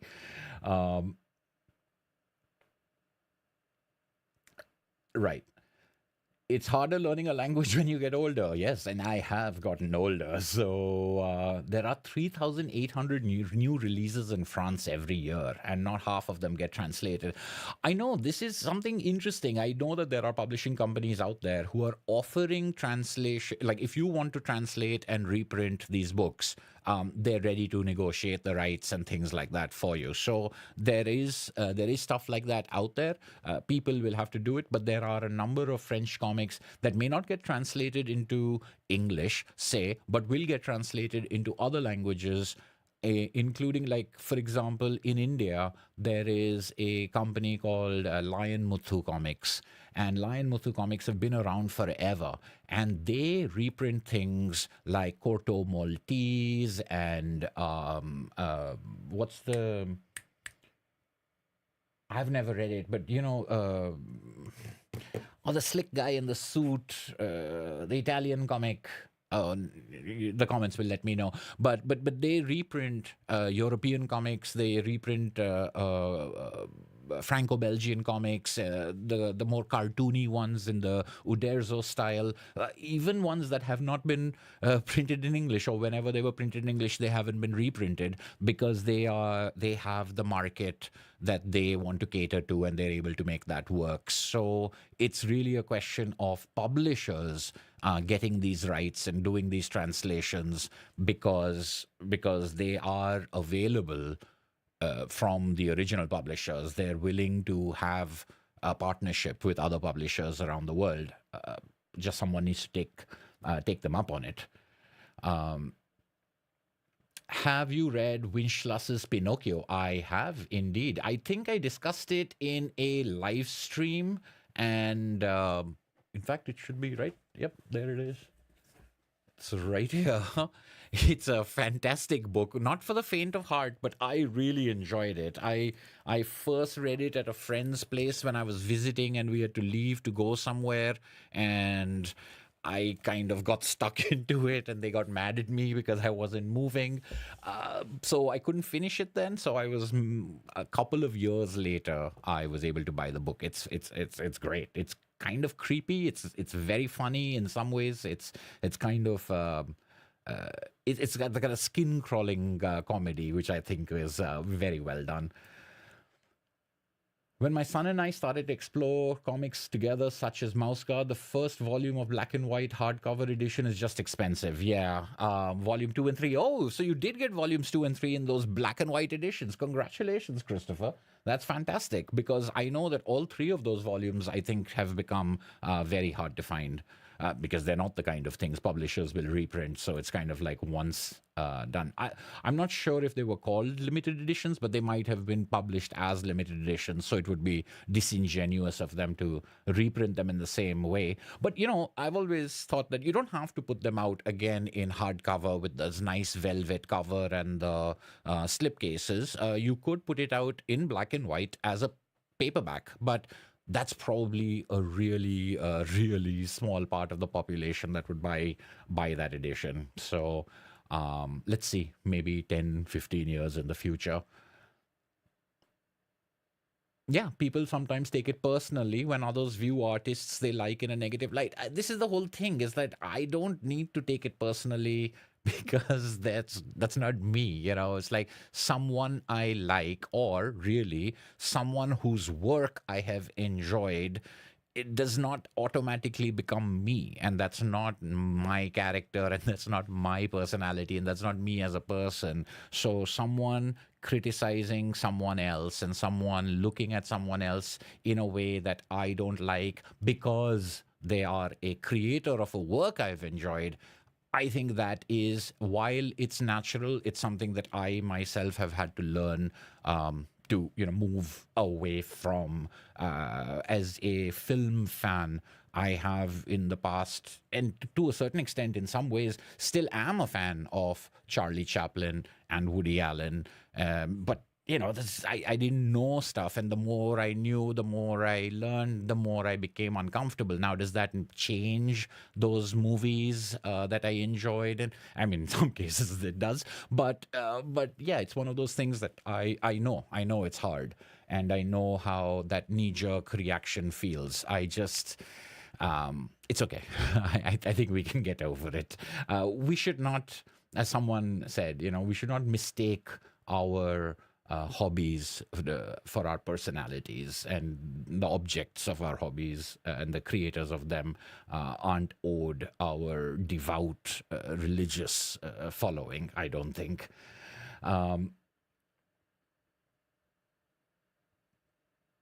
Yeah, negative associations now. Big fan of Cerebus, makes this interesting. The fact that Dave Sims' horrible views, yeah. Yeah, so especially if the views come into the work, I can completely see that as being, you know, I think even in those cases, some people might, but I think in that case, most people would be like, look, if what you think and what you do and how you behave comes into your work, and your work is all about celebrating that, then I really do have a problem. I think everyone would go there. I think it's when people don't see that connection between those things and then say that, well, these things are unconnected. I think that's probably closer to where maybe the arguments take place. Yeah, I have the planetary, but it's just that big fat edition. And for years, it's been sitting on my shelves, and I just can't bring myself to read that. If I had gotten those 6 volumes at one point of time, you know, maybe should have looked for those. If I'd just gotten it in 6 volumes, I would have read it by now. But the fact it's that massive omnibus, it's like one of those mental as well as physical blocks. Um, Might be a bit off topic, but as you have reviewed the Simpsons Treehouse of Horror comics, what are your thoughts, if any, on the character of Apu and his removal from the show? Yeah, that's another tough, good question. When I first started watching The Simpsons, I thought it was very funny. Later on, I changed my mind to a certain extent, and it's easier when the show is not funny and not popular to critique that. But you could have critiqued that even when it was funny and even when it was popular, and I think that would have been a tougher thing to do. But yeah, I think that's a good. It's a good case in which people have all different kinds of opinions on it. I've definitely heard the stories and the problem with Apu is a good argument, and it spoke to me. I thought, yeah, that makes sense, and I can see that, and it's got good points. And I do think that the Simpsons' reaction to that, what little I know, I'm not really a big Simpsons watcher, but I followed the news at that time. I think the Simpsons' reactions to that and the way they dealt with it on the show was kind of not very smart, not very funny, and didn't really make them any points in my book, I guess, but they don't care about that. But yeah, I know that people say that equal opportunity offenders and offense and satire, and I get it, and I get that. And I don't think that offense should be something policed at such a level. And I also do think that, when people talk about the freedom of expression, they basically mean freedom from the state imprisoning you and throwing you in jail because of what you wrote. It doesn't mean impunity, and it doesn't mean you can't have feedback or you can't have lashback, etc. Now, this is one of those things where it gets really difficult. I don't think you should be put into jail because of things you expressed, unless you were outright asking for people to be murdered or something like that. But I don't think people boycotting you is being put in jail. I think economic participation and choosing not to participate and choosing not to put your money somewhere, the way that a boycott does, is okay. Now, to think that a corporation has got any other thought process other than money and where are we going to lose more money than we're going to keep, that part of it, I think, is foolishness. So I'm not definitely going to say, hey, the corporation did the right thing.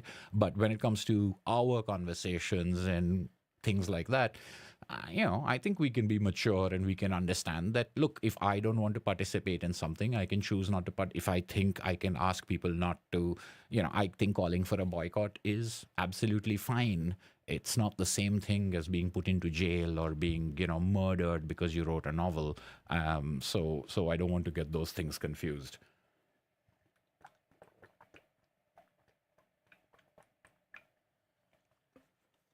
What do you think of Jason Aaron's Scalped? I enjoyed it when I read it. Like, what has it been? Like 5 or 6 years ago now? I really enjoyed Scalped, but I should return to it and see if it holds up. Any other questions I'm missing? Sit down if you're going to read the Planetary Omnibus. Yeah, I'll see about that. If you could have dinner with any 4 cartoonists, living or dead, who would you choose? That's another good question. And I think this might be a question, like there was a question that which comics artist, would you like to meet or something like that. And I had said Harvey Pekar. And I kind of stay with that because... And this is one of those, trick answers to your question, is that because they say never meet your heroes, and because they say you're going to be disappointed, or there's a good chance you're going to be disappointed or having your heart broken with this whole idea, you create this notion of someone in your head, and based on their work and what you think they are, and then what you encounter is something not like that. I mean, even in that idea, right now that I think about it, even this idea of don't meet your heroes, people are aware that the work and the person can be two different things. So if the person is an asshole, then calling that person out or calling that person such or proving that should not be a problem just because you like the book. In fact, if you can separate, you should have no problem with people criticizing the author because they're not talking about you and they're not talking about your tastes and they're not talking about that. So if they say, I don't read that book anymore because that guy is a dick or something like that, okay, why should it matter to you? You've separated the art from the artist. They're not talking about the art. But what was I talking about? Oh, yes. So continuing with that, the idea is whoever I meet is going to disappoint me, or whoever I meet is going to break my heart and not be what I expected. Harvey Pekar, because he puts himself out there in such a unique and honest fashion that he's so curmudgeonly and so unlikable, but eventually empathetic, somebody I can empathize with, somebody I can sympathize with, and somebody whose work I really enjoy. But their work is all about expressing themselves and what's going on in their head. So I would feel that if I met Harvey Pekar or hung out with him, he would have the least chance of surprising me because I would kind of just expect it and have it that way. And I think that might be, I think that might be the way to go about that. But in general, I mean, what would I even do having dinner with like people like Charles Schulz or Bill Watterson or things like that? It's just like, no, I've got their works. I mean, Calvin and Hobbes means more to me, than making someone who is reclusive famously uncomfortable by having dinner with me. Like, why would I want that on my conscience, Mr. Watterson? You can hang out by yourself, and I'll continue to read your comics.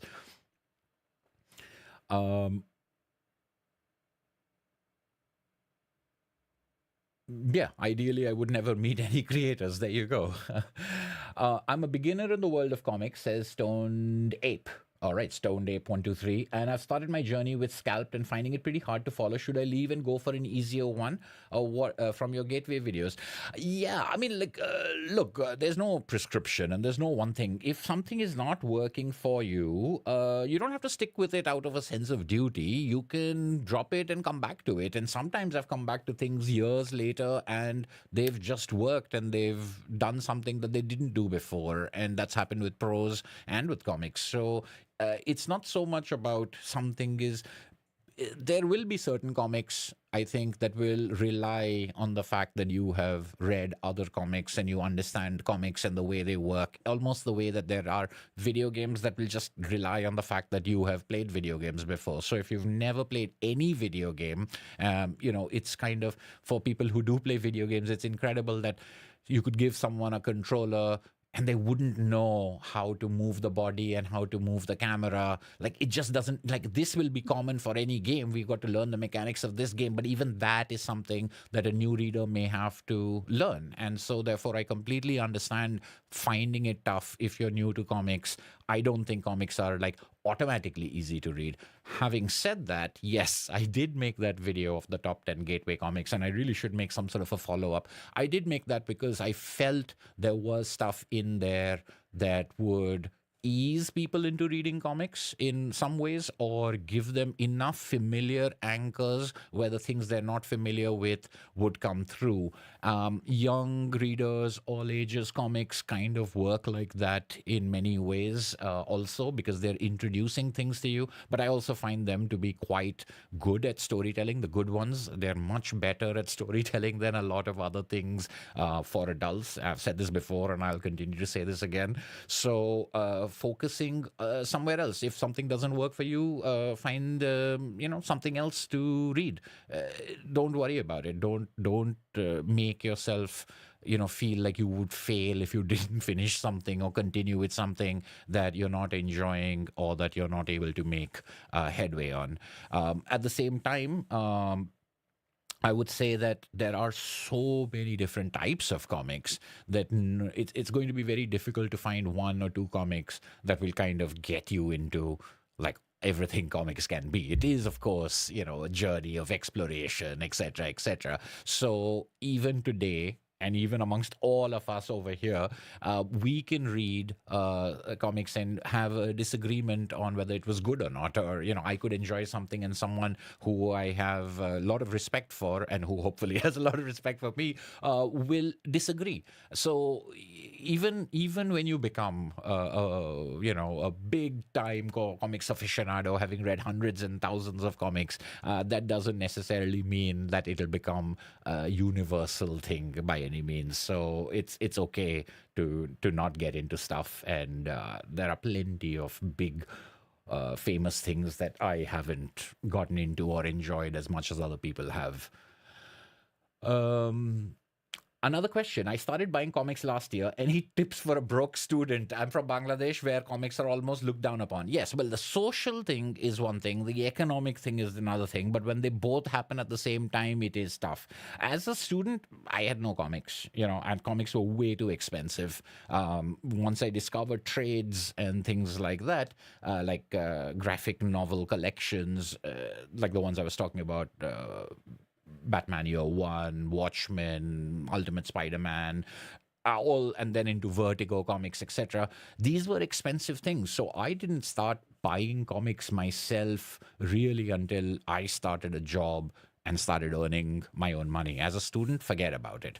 However, as a student, I did have some friends who seemed to have a lot of money and they had comics. So I borrowed comics and read from them. If you don't have friends, like some people live in places where you have libraries, and libraries that have comics, and that's great, but that's also rare over here. And in some other times, it's just a question of finding other people like you. And then, I have 4 comics, you have 4 comics, and we trade them and we read them. And so now we've both read 8 comics, and maybe it just goes up in that way, sort of the way it was when we were kids. It does become easier if you have a job and you have a salary, or you're making some money. But then you'll get to a point where, and this has happened with me and with many people that I know, some of whom might be in the comments and might say this themselves, is you go from a time of having no money and having the time and the desire to read comics or play video games, but you have no money. You're broke. And then you get to the point where you have some money, but now you don't have the time to play the video games or read the comics. So it's going to tip from one to the other in some ways. I don't know if that was any help, but stick with it. It'll get better. And no Amazon, and that's okay. I mean, yes, it would be good if you had, in Bangladesh, if you had importers. Like in India, we do have people who import books into the country, and then the books are given usually a sticker price. In comics, they don't go down in price as much. Prose books, you do get them cheaper. Very often, if the publishers like Penguin Random House, HarperCollins, Macmillan, or whoever, if they decide to import these books into the country, put them in their warehouses and make them available, then you get them. And that's why getting in touch with publishers and seeing what they're interested in, letting them know you're interested in things also helps, because then the publisher says, hey, there's a market for this, let's import these in here. But without the kind of mechanism of an importer or a publisher, etc., I can see it being very hard. Drop shipping from Amazon India, yeah, that's one way to do it. Here's a question. What genre, from your perspective, underrepresented in comics that you wish you would see more? This is a good question. I mean, as a genre, let's say, what's a genre? Let's say and over here, I'm going to say, like, I'm going to take manga a little out of it. And the reason why I'm going to say that is because manga is incredibly diverse in genre, and there are manga on so many different kinds of topics and so many different approaches and the styles, etc., that I don't think it would be fair to answer the way that I'm going to and have manga in that. So leaving manga aside, I'm curious as to why we don't have more sports comics. Like we have.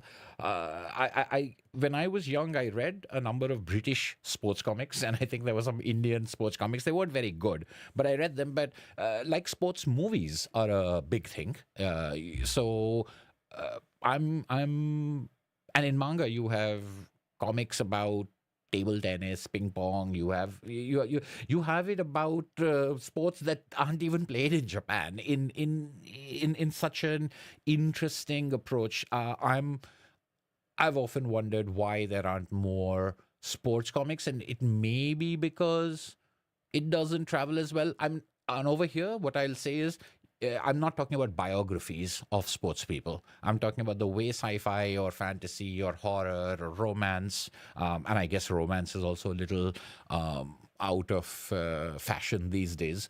But in that way, I don't think I see many sports comics in English. Now, as far as the European comics that haven't been translated, etc., I'd love to know if that's actually a big deal or not, or am I just missing like an entire genre of comics out there on sports that I've just never encountered for some reason? Um, yeah, piracy, I suppose. I mean, what are you gonna do? Internet comics website without permission at least allow you to read a story. Yeah, I know a lot of people who are unable to get and they go for the piracy option. And I think that if there was a if there was an option, then you can make a case for piracy stealing money from the artists and all that stuff. And especially with corporate structure, I have my doubts about that as well. But I don't indulge in piracy because I worked in publishing for 19 years and copyright and, the work of a creator, the work of a writer being theirs is important. And I know there are all these kinds of other arguments that people have, and people's experiences do vary. But if there is just no option, and if there is no way to access something, and the only way to get it is this, then I don't see how someone can make an argument that it's stealing in that case. Because if it's there in the shop and you'd rather go pirate it rather than buy it from the shop, then I can kind of maybe see your argument. But if it's just not available in the country, if it can't come in there are no importers, if there are laws against it, so on and so forth, I don't think it's the same case in that case, at least again. Um, yeah, and budgeting, budgeting is a thing that people should do. Although I am not very good at budgeting myself, and I've never really budgeted in. I mean, I think when I first started working, I took a certain amount of money and I said every month I'm going to spend this on entertainment, and by entertainment I meant either of these 6 or 7 different things. Now, one of the things is that I didn't spend on going out, eating out, drinking out. That gets expensive really quickly, and even going out to watch movies, because I stopped enjoying movies in theaters, etc., which allowed me to then put it all into books. So I will say that there is a certain single-mindedness of purpose sometimes that is required, which means that if this is what I'm going to do, then I'm not going to do certain other things. And that's again different from people to people. I've certainly taken a break from buying comics and bought video games instead, or bought board games or Lego. But you can't buy board games and Lego and video games and comics at the same time. That's just not the way that little portion of your budget works. So as far as putting aside a little bit of your money for that, that's the kind of budgeting that maybe I can do. But then how much I'm going to spend on what and which are the top priority, that I can never do. It's just like things come and go from the list. There are things that have been on the list for months, and there'll be something that I just buy on impulse. It's absolute chaos from that point of view. Roy of the Rovers. I do have a Roy of the Rovers annual, and so then I had some football comics from the UK when I was young as well. I think Scoop was one of the magazines that I used to read, and it was great. There were some that were realistic, there were some that were cartoony, there was some story about this guy who was like a $6 million man type of guy who was bionically recreated by the government and worked as an agent, except that he was also in a triathlon. It was fun stuff. I'd love to see more sports comics. Yeah, and games being regionally priced. I think I've always been a sort of PC gamer and Nintendo. Never been, but then I used to have a PlayStation 2 way back in the day. But oh no, then I got the PlayStation 3, and after that, I just stopped playing video games on anything other than the Nintendo because I didn't have time. But Steam and the pricing for India is so good that I think my PC gaming days are kind of like eking back. Although I usually just play independent story puzzle based kind of games, not like the AAA kind of stuff. It's a dynamic topic and manga style supports the presentation.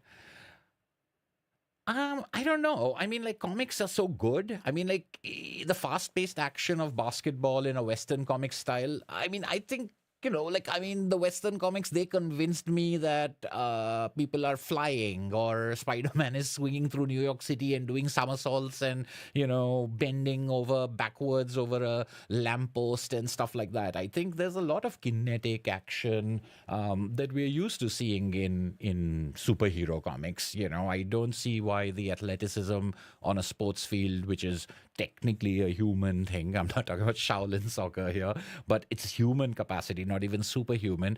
I think it could be done. And I think the techniques that are used in manga can be used anywhere. I mean, the idea is frames, movement, panels. These are common things for our vocabulary.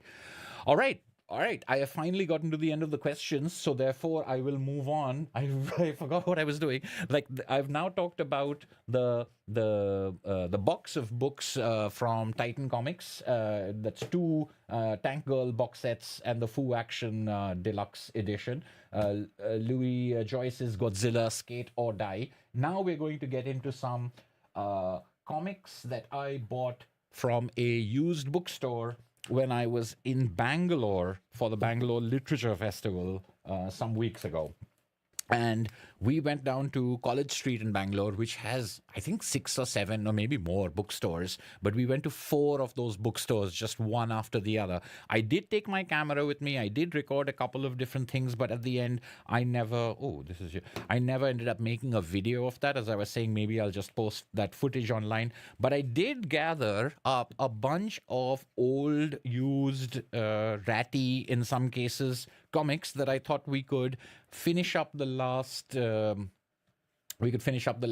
half an hour or so of this live stream with. First of all, I got a couple of Disney comics, Walt Disney's Mickey Mouse, this small little digest. These are and this larger Walt Disney Mickey Mouse. These are Indian reprints, so you can see Indian ads, etc.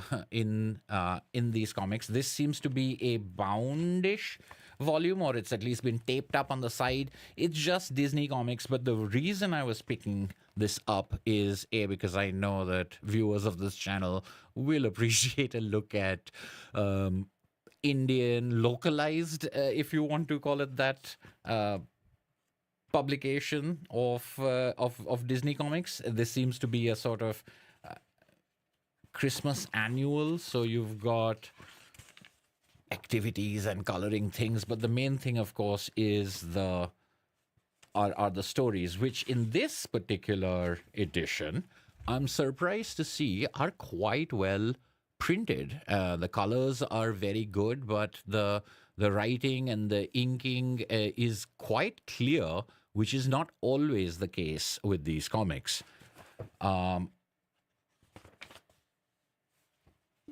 Here you go.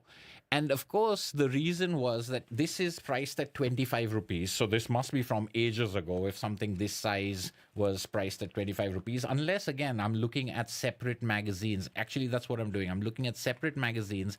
And you can see what's happened is the top of these magazines, so there's like 5 or 6 of these magazines, the top of these magazines have been torn off.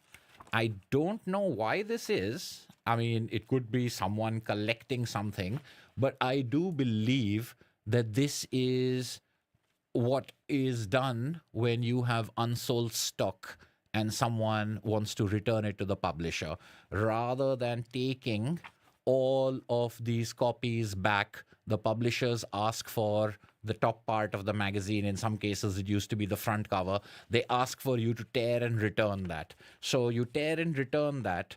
telling the publisher that you're destroying the stock and they do a refund for you instead of the publisher taking on the cost of the freight of gathering everything back there, and they say destroy it, and then they don't destroy it and they end up in packages like this, and so then you get to pick them up at certain other places. This is something, our variations of this is something that we have seen.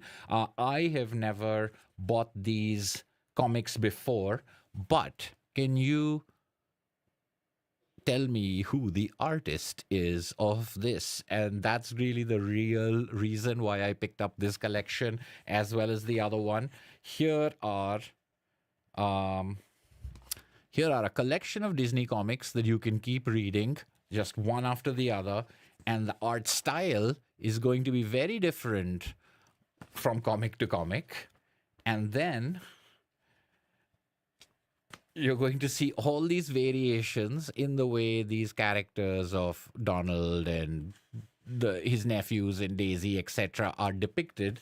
And then suddenly you will see, wait, this looks completely different. This looks really good. This artist is a good duck artist as opposed to the other ones. And it's the same thing with this little digest. I was just flipping through it, and you're like, here's some of the terrible printing and the kind of stuff that even in my childhood in the 80s used to be the case, where the colors are a little garish and they're off and they're coming out of the lines all over the place, and the blues and the reds are getting mixed up or not getting mixed up as they should be.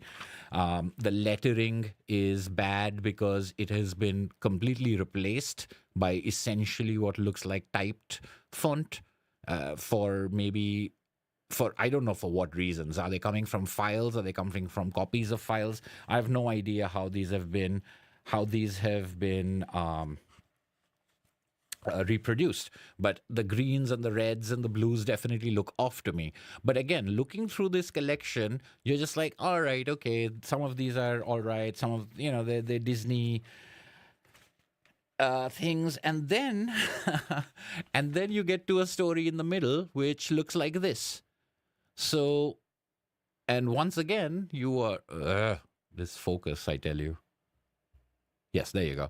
And then you get to a story that looks like this, and you're like, "Wait, hold on, this is completely different. Look at the expression. Look at the look at the energy. Look at the comedy that is there in every single panel." So here in the 1990s or the 2000s, or even I think 1990s and 2000s, we've got things in India which were Disney comics that were being reprinted in a particular way with no credits, with no names, because they were just taking your older comics and probably whatever they've been licensed to at a certain point of time. Once again, the focus refuses to cooperate. There we go. And you'll see that right at the top, there is no credit for writer or artist. And that's the way all these stories are. So once again, just like in the past, you've got Karl Barks hidden away in between other artists and other comics. And this is, so I mean, it's 50 rupees, 60 rupees each, which is less than $1. It's probably going to be more paper just hanging out in my house, but I just had to pick it up because that experience of noting the good duck artist in the middle of all of this and seeing how this story is very different from that story is an experience that's a famous experience for people in the in the 1940s, 50s and 60s, and it's something that continues in these works. So I thought I got a kick out of it, and I thought that you guys might as well. Karl Barks indeed, Timothy. Localized Disney always gives birth to interesting concepts. Yeah, well, I mean, I've noted that Fantagraphics is publishing a number of European Disney comics, and these weren't reprinted. These were commissioned over there, and now they're coming out in English. They look fantastic, and I'm sure that there's a lot of new stuff that has been invented and created in there, the kind of things you're mentioning over here, Paolo. That I'd love to take a look at. The Infinity Dime Story of Scrooge McDuck by Jason Aaron. No, I didn't. I heard a lot about it. I guess I'll have to check it out at some point of time. Panini in Italy do modern Disney stories with washstones. Yeah, they've got all of these adaptations, indeed. Next up, I have a book that isn't something I purchased at a used bookstore, but it is something a friend of mine purchased at a used bookstore and gave to me. This is an ex library copy, and it says Graphic Classics Arthur Conan Doyle. And the very first thing you may note and try to figure out, those of you who know this channel well, try to figure out why my friend picked this up for me. Of course, it's a comic collection. It's a comics collection, but the cover by Richard Sala is adding more to my Richard Sala collection. I didn't know about this cover. I mean, I'm sure he's got lots of covers out there. There's a board game that Richard Sala illustrated that I would love to get my hands on, but there's just, I've never been able to find it. But here is a collection of comics with Richard Sala on the cover. But not only is it Richard Sala on the cover, here's a story by Rick Geary, another one of my favorites. One of those people I think is undersung, underrated. More people should be reading a lot more Rick Geary. Everything I've read by Rick Geary has been entertaining and tongue-in-cheek and just a whole lot of fun. And he likes to deal with macabre murders, true life crime and things like that, which are there in his 19th, in his Victorian and 20th century treasuries of murder. Those are the books of his that I think are the most famous, but there are many, many books that he's done, including comics for National Lampoon, etc., for many, many years. So having a Richard Sala cover, Rick Geary story, already it's great. And then you've got The Adventure of the Speckled Band, which is edited and abridged by Tom Pomplin, but is illustrated by Nestor Redondo. And Nestor Redondo is someone that I've talked about in my Classics Illustrated live stream, where this is an artist who people may know from Marvel DC, I think, but I didn't. I knew Nestor Redondo from the oh, now I can't remember the name of the company, but the company that bought the Classics Illustrated and then had all of these illustrators, many of them who were brought over in the Filipino invasion. What was his name? Zuniga had for DC, but Nestor Redondo was one of those artists. I think he was the illustrator of the Three Musketeers, if I'm not mistaken. And I loved his artwork in those Classics Illustrated. They really elevated those what could have been very boring. I hate this focus. Yeah, it could have been very boring adaptations. I mean, it was made dynamic by this artwork. So in this collection, we've got.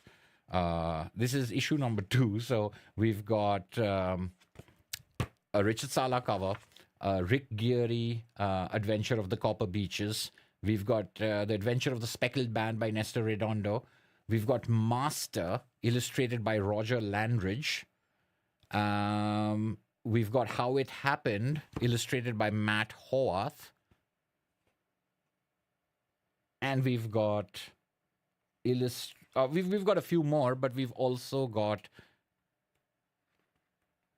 portraits, I think, at the back. Was I right? No.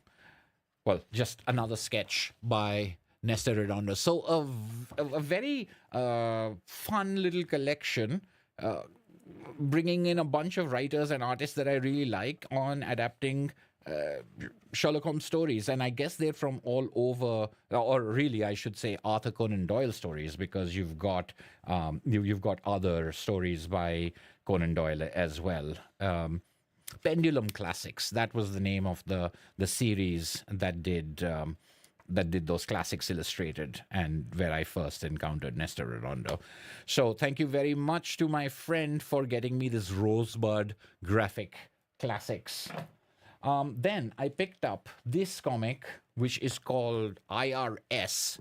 This is a European comic published by Cinebooks. Cinebooks has a number of series that they publish, and I have I have a couple of issues of Thorgal. I have Largo Winch and a few other Cinebooks editions, and I pick them up whenever I can find them for cheap. IRS is not something I'd ever heard of, but this seems to be volume 1. I don't know how many volumes it actually ends up having and how many they've published, but volume 1 is a good thing to pick up.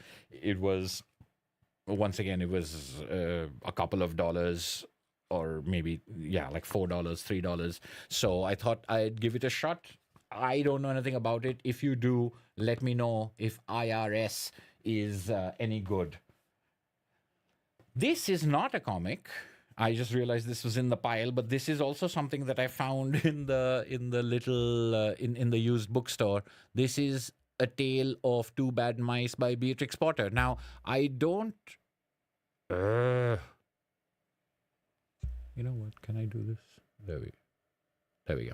All right. So, The Tale of Two Bad Mice is not a Beatrix Potter book that I have read or owned. I think I have like a Peter Rabbit or a couple of Peter Rabbit books, but I'm obviously familiar with Beatrix Potter and her books. This book, however, is something that is. I mean, it's obviously gorgeously illustrated, but the reason I picked it up is because this is a book that is quite heavily referenced, or maybe not heavily, but it is referenced in Brian Talbot's Tale of One Bad Rat. So, The Tale of Two Bad Mice. Wait, hold on. I think it must be.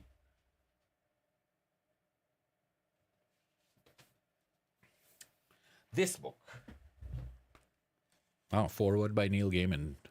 But The Tale of One Bad Rat by Brian Talbot is an excellent comic. It's hard hitting and it can be difficult to read, but it is also very influenced and draws not just thematic but outright story plot points that connect to Beatrix Potter's Tale of Two Bad Mice. And what I wanted to do was I wanted to read this and then go back and read this and see if, now that I've read this, that this becomes unpacked in any different way. That's just the little exercise that I have in mind. And this was 100 rupees, so small little hardcover. I do like books of this size also, and this is just gorgeous in so many ways. But what I really want it for is as a reading aid to this Brian Talbot story.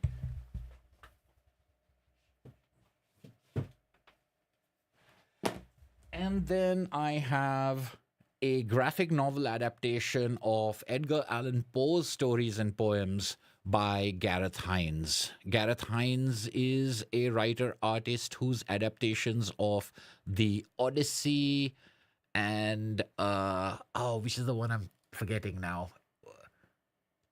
The Iliad and the Odyssey? No, there was one more. Oh, Beowulf, of course. Yes. Gareth Hines' adaptation of Beowulf and the Odyssey were both comics that I really enjoyed. And I've talked about the Beowulf adaptation because there were 2 or 3 Beowulf adaptations I talked about at one point of time.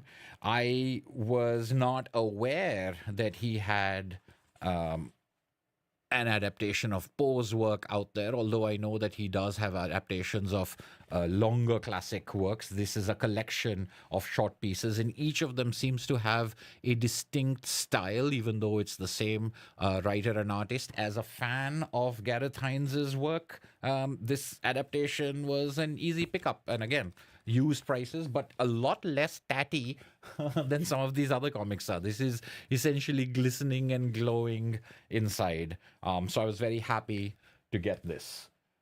Poe, Stories and Poems, published by, who is this published by? A junior library. It's a UK publisher. I'm trying to, Candlewick Press. Oh, Candlewick Press. All right. And then this annual Adventure Time annual 2017. I've never watched any Adventure Time. I've been told that it's excellent and I should. I just got to find a way to get to it. But I picked this up because this is written by Ryan North, and because I just recently met him No, wait, hold on. That's the other one. Ryan North, I learned, had been writing or has been writing Adventure Time comics for, I think, 2 or 3 volumes. So that was in my head. And when I picked this annual up, which is a slim hardcover, which I like, the first story is written and drawn by Lucy Nisley, whose Relish is actually on my top 10 gateway comics video that we were talking about just a little while ago. So I was like, hey, this Adventure Time thing seems to have all kinds of famous people, famous being, people I've read or know about, contributing. And I think, let me take a look over here whether I have that table of contents, because this is, again, a collection of of separate stories, as well as pinups and puzzle pages and things like that. But it was the yeah. See, now I'll have to look this up properly. Because they don't have the writers and artists over here. But Lucy Nisley is the writer and the artist of the first story.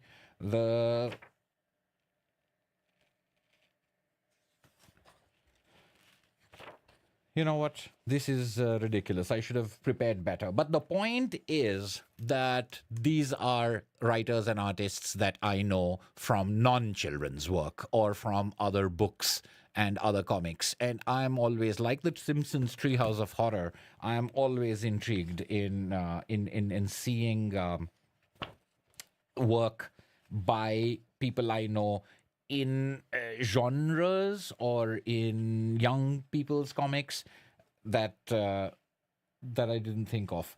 I wish I could find the writers and the artists listed somewhere, but maybe someone can look that up, because I know that I saw them and I know that I looked them up, but now I can't find where in the book they are. But they are all people, or they are a number of people that I no, but this collection seems very interesting, and even within this animated style, it does switch, just like the Simpsons Treehouse of Horror does, in style and design and color use. Yeah, $3, $2. Of course, I'm going to pick this up. I do think that I remember now that there is an Adventure Time compendium which collects, I think, the first 3 or 4 trades that was on sale that I've ordered because of Ryan North, and that hasn't arrived yet. That's what I was thinking of. And so this would be almost everything except for the last 4 books that I have over here. Let me quickly go to the comments and the chat and see. Sala cover, Landridge story alone were enough to buy this. Exactly, Aris. That's exactly the way. I mean, I didn't even buy it, but I can see why.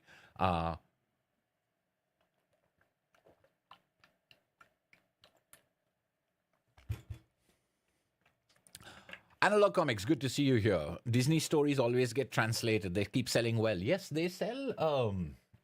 I think even in Europe, Karl Barks and now Don Rosa have been worshipped at a time when they weren't appreciated in the United States. At least I've heard that about Karl Barks, and the kind of I think FtLoC Comics was telling me about going to a comics festival, and the line to see Don Rosa was so long that it was like a 4-hour or 3-hour line, putting the line in front of many other new hotshot people to shame. On his shopping list, that doesn't tell me how good it is or anything. Cinebook from directly at shows, the multi-buy they do. So Cinebooks in India is something that is very well priced for India, but not all the time. So I really have to wait. At any point of time, you can buy one of these Cinebooks for, I would say, $10, but $10 is a little excessive. But I have bought them for $2, for $3, for $4, anywhere up to like $5. I'm fine with, particularly if I know that there are 6 or 7 volumes to get.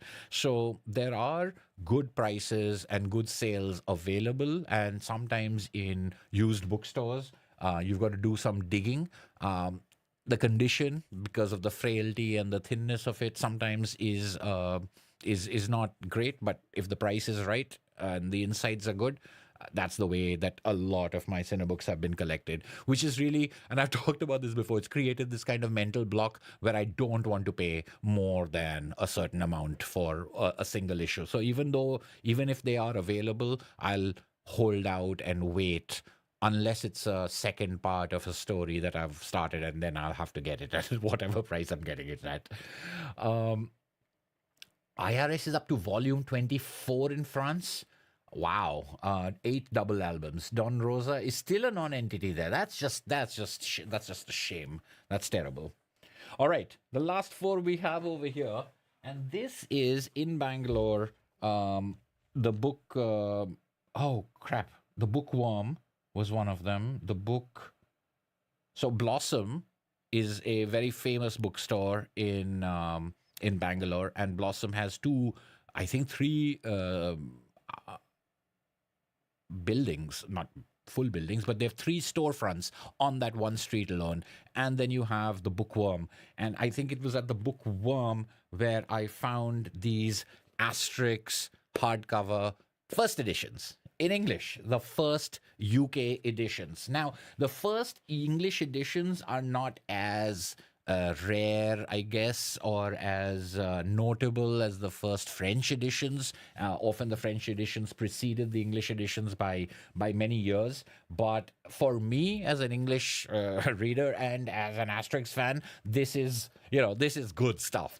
I could not believe that that these were there. Now, those of you who've been watching this channel for a while and have seen, I think, ending 2021 with a big book. So before Colin, Paul in the UK had sent me a big box of comics, and in that box of comics he had sent me The Mansions of the Gods, which is my favorite. If you haven't, you should watch that video in which I ranked the Asterix.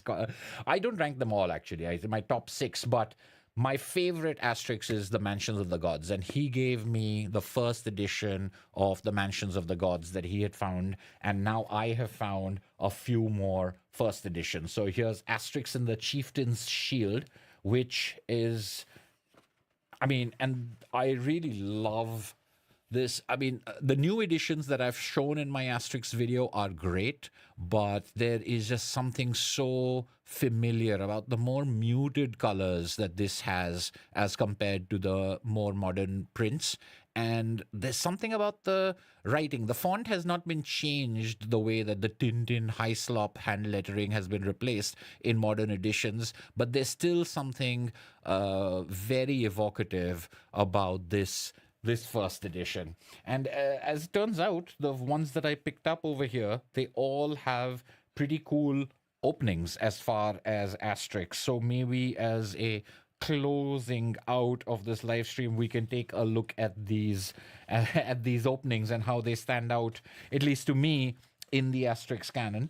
But Asterix and the Chieftain's Shield, this one is English language text copyright 1977, first published in Great Britain 1977. So these are Dargaud presentations. So these are published in the UK, but if you look at the copyright for the text of the work itself, it's 1968. So Asterix and the Chieftain's Shield came out in 1968 in France and in English in 1977. So it's 9 years after that. So, but still, this is the first edition. This is the first time Asterix and the Chieftain's Shield was ever seen in English, because they didn't have scanlations back in the day. And this is enough. And given the surprisingly low price I found them for, I had to grab as many as I could. Now, I did find things that weren't first editions, and they were still older, some of them. But the thing about the first editions is they don't have any numbers on them because they didn't start they didn't start putting the numbers on them until reprints and being put together in a sort of stylized volumes or box sets or something like that. So anything that has a number on it is a much later edition, when that's the 3rd or that's the 15th or that's the 16th kind of adventure. The first editions have no numbers on them, and they're all Dargaud presentations. So Asterix and the Chieftain's Shield, 1977 first edition. This is the dramatic and much more funny version of the Gaulish surrender. We've seen the surrender in adventures before, but this one is by far my favorite presentation of that one scene that comes up in Asterix. And then you have the shield being passed from person to person, and the panels getting smaller and smaller. So you don't know what you're seeing here until you get to the end of the story, when you flash back to this time and you see what actually happened over here. This is one of my favorite little techniques that was used in the series. That thing is unique to the Chieftain's Shield, and I loved it. I remember loving it when I read it first as a kid, and every time I come back to it, I love that opening. Not just because of the humor of that, but because of that cinematic kind of zoom out, except that because you can't really zoom back with a camera, it's the picture that gets smaller and more white space appearing, and you don't know exactly who's meeting who and that fateful day until the story concludes. Terrific stuff. Next, we have Asterix and the Black Gold.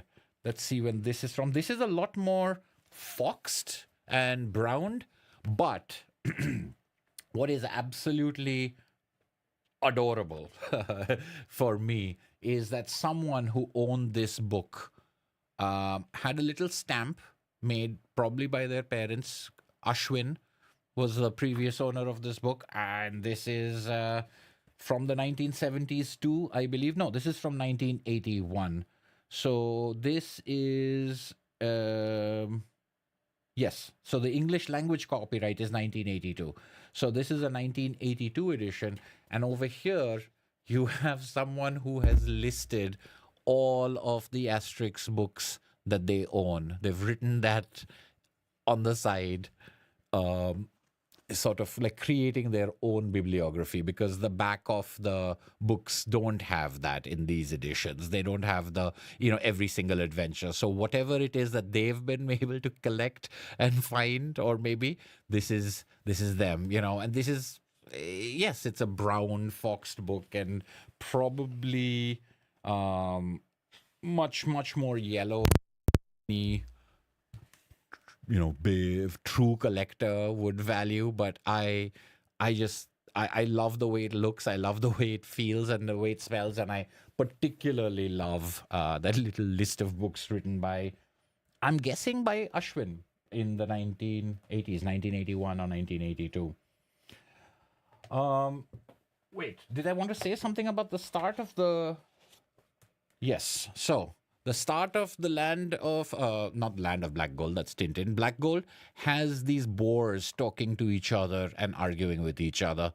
Now, correct me if I'm wrong in the comments or in the chat, but I don't remember any other sequence, at least in the Goscinny and Uderzo Asterixes, in which the boar's conversation is completely clear and legible to us, the readers. It's a weird one-time thing as far as I can remember. Then we have Asterix and the Soothsayer, which is 1975. Man, this 1975, is this the first printing? English language, yep. This 1975 first printing is in so much better shape than the 1981.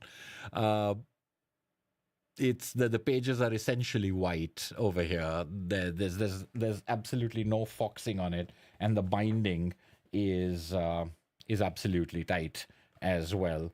So the Soothsayer is one of the later ones, and here you'll see that some of the the earlier published ones in English have started being listed in the back. When we go to the Black Gold, for example, that's just the Great Divide. So this is about the order in which they were published in English, which isn't always necessarily, and we saw that with Tintin as well, is that the more recent ones were published first and the older ones came out later. That's probably what happened with Asterix as well. And that's another reason why getting the first editions will, look a little different, because they weren't later. They were put into that sequence of 1, 2, 3, 4, 5. But that's not the sequence they were published in, which is why they didn't take the adventure numbers over there. And Asterix and the Soothsayers beginning has Well, I mean, it's got that very large panel with the storm. So that is a depiction, a rather starker and a more stylish kind of depiction of the village. I know that there is one adventure, I can't remember one, which starts with it being winter and the village is covered with snow. So I always like those openings, the ones where the village doesn't look exactly the way. I mean, most adventures you'll see like a big kind of town square, or you'll see a number of characters moving around, almost like a Richard Scarry sort of spread. And I like the ones that deviate from that, which the Soothsayer does.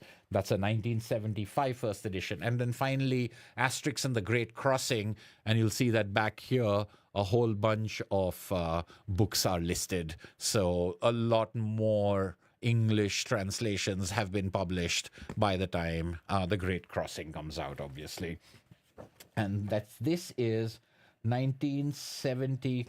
Well, see, I keep saying this, but it's 1975, but it's 1978 third impression. So this isn't a first printing. This is a third printing from 1978.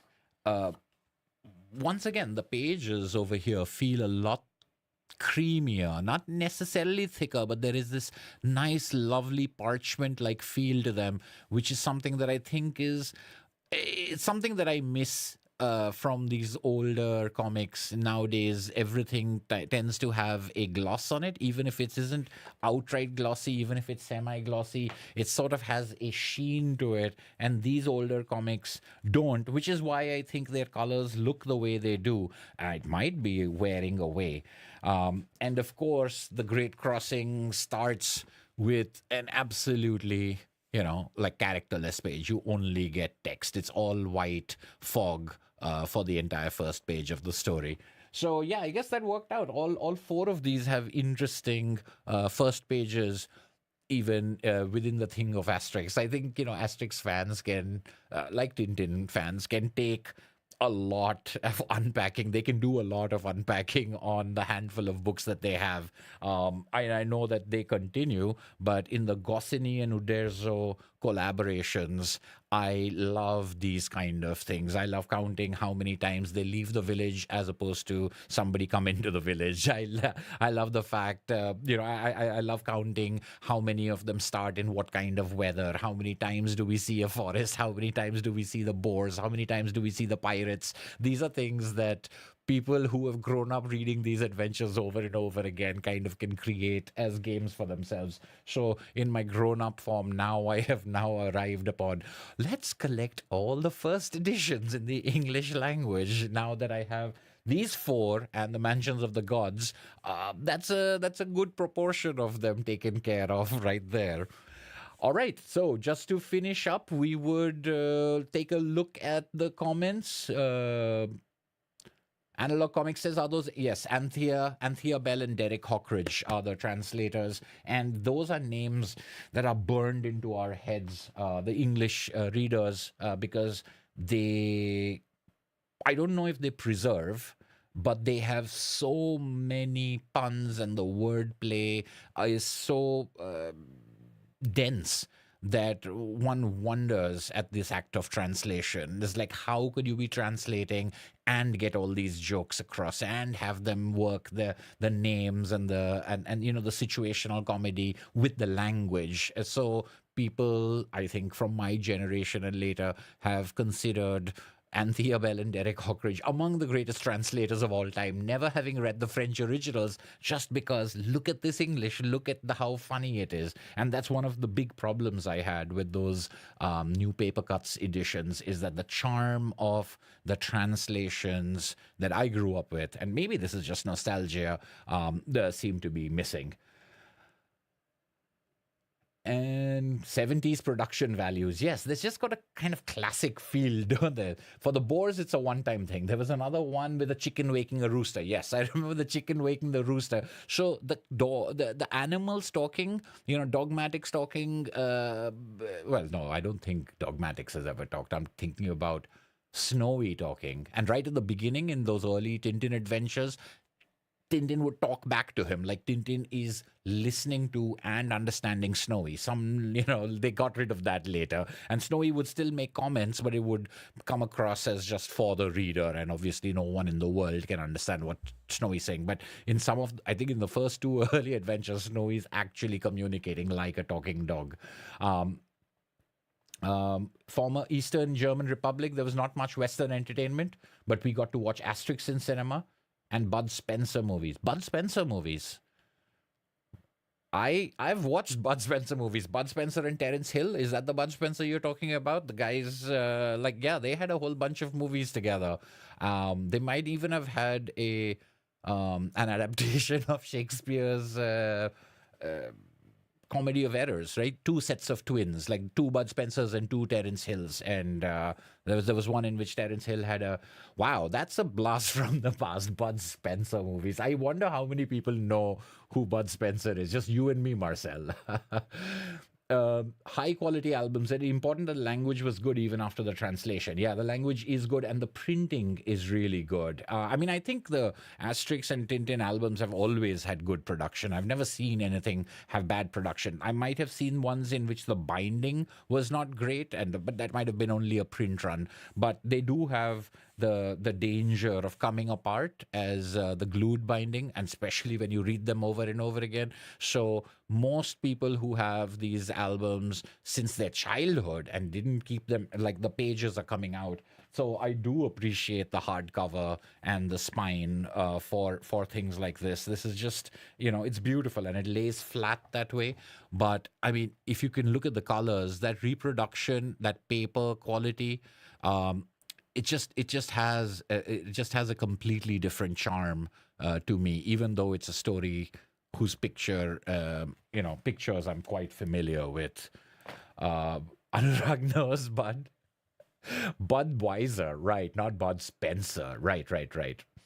Bud Spencer and Terence Hill movies on YouTube, right? So there we go. So Germany had Bud Spencer and Terence Hill fandom. I don't know if I was in a place, but I think I knew some people and maybe like some older relatives who were big fans. And I think some of those movies I shouldn't have been watching at a certain age, because they certainly had nudity, if not, they had innuendo and they had nudity, etc. But I think I think now that you've mentioned it, that might have been my introduction to that Comedy of Errors, that two sets of twins story. I think the Bud Spencer Terence Hill, if I'm not mistaken, that might have been the first time I ever saw that, before I saw Angur in Hindi or anything else in English. But huge in South Africa as well. Hey, look, Bud Spencer fans, or at least people who know who Bud Spencer is, unite. I did not expect this live stream to go in that direction, but I am extremely happy to see this happen. Great times indeed. And speaking of great times, thank you so much, everyone, for joining me for this impromptu live stream in which we managed to get through a whole bunch of things.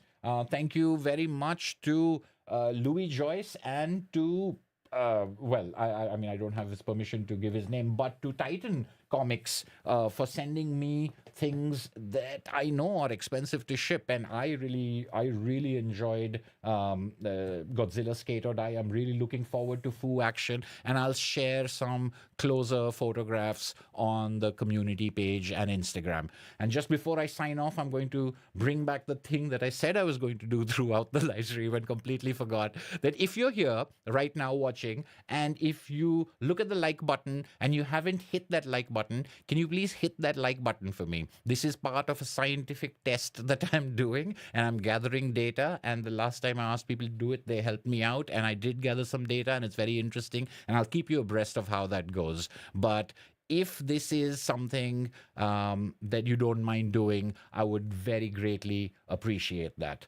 Thank you so much. Happy New Year once again, everyone. I'll hopefully be getting on to editing, first shooting and then editing a couple of videos that I've been wanting to make for a while. There is a video that my patrons and YouTube members voted on that I started and got halfway through. And then I was like, no, this needs to be better because this is a video that they've asked for and I've been wanting to make for a while. And the same thing had happened with Love and Rockets, which is the first video that they voted on. And I had gotten halfway through that. So I really like the fact that I've got a whole bunch of people voting on things that makes me become a little bit more serious about what I'm doing. I feel like a greater responsibility for it, but it does put me a little bit behind, a schedule, as if I had a schedule. But there a number of interesting things planned, but I do also want to keep doing live streams. So looking forward to 2025, in which I hope to have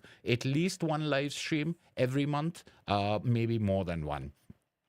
Thank you so much, everyone. This has been For the Love of Comics, and I'll see you at the next video. Take care. Bye.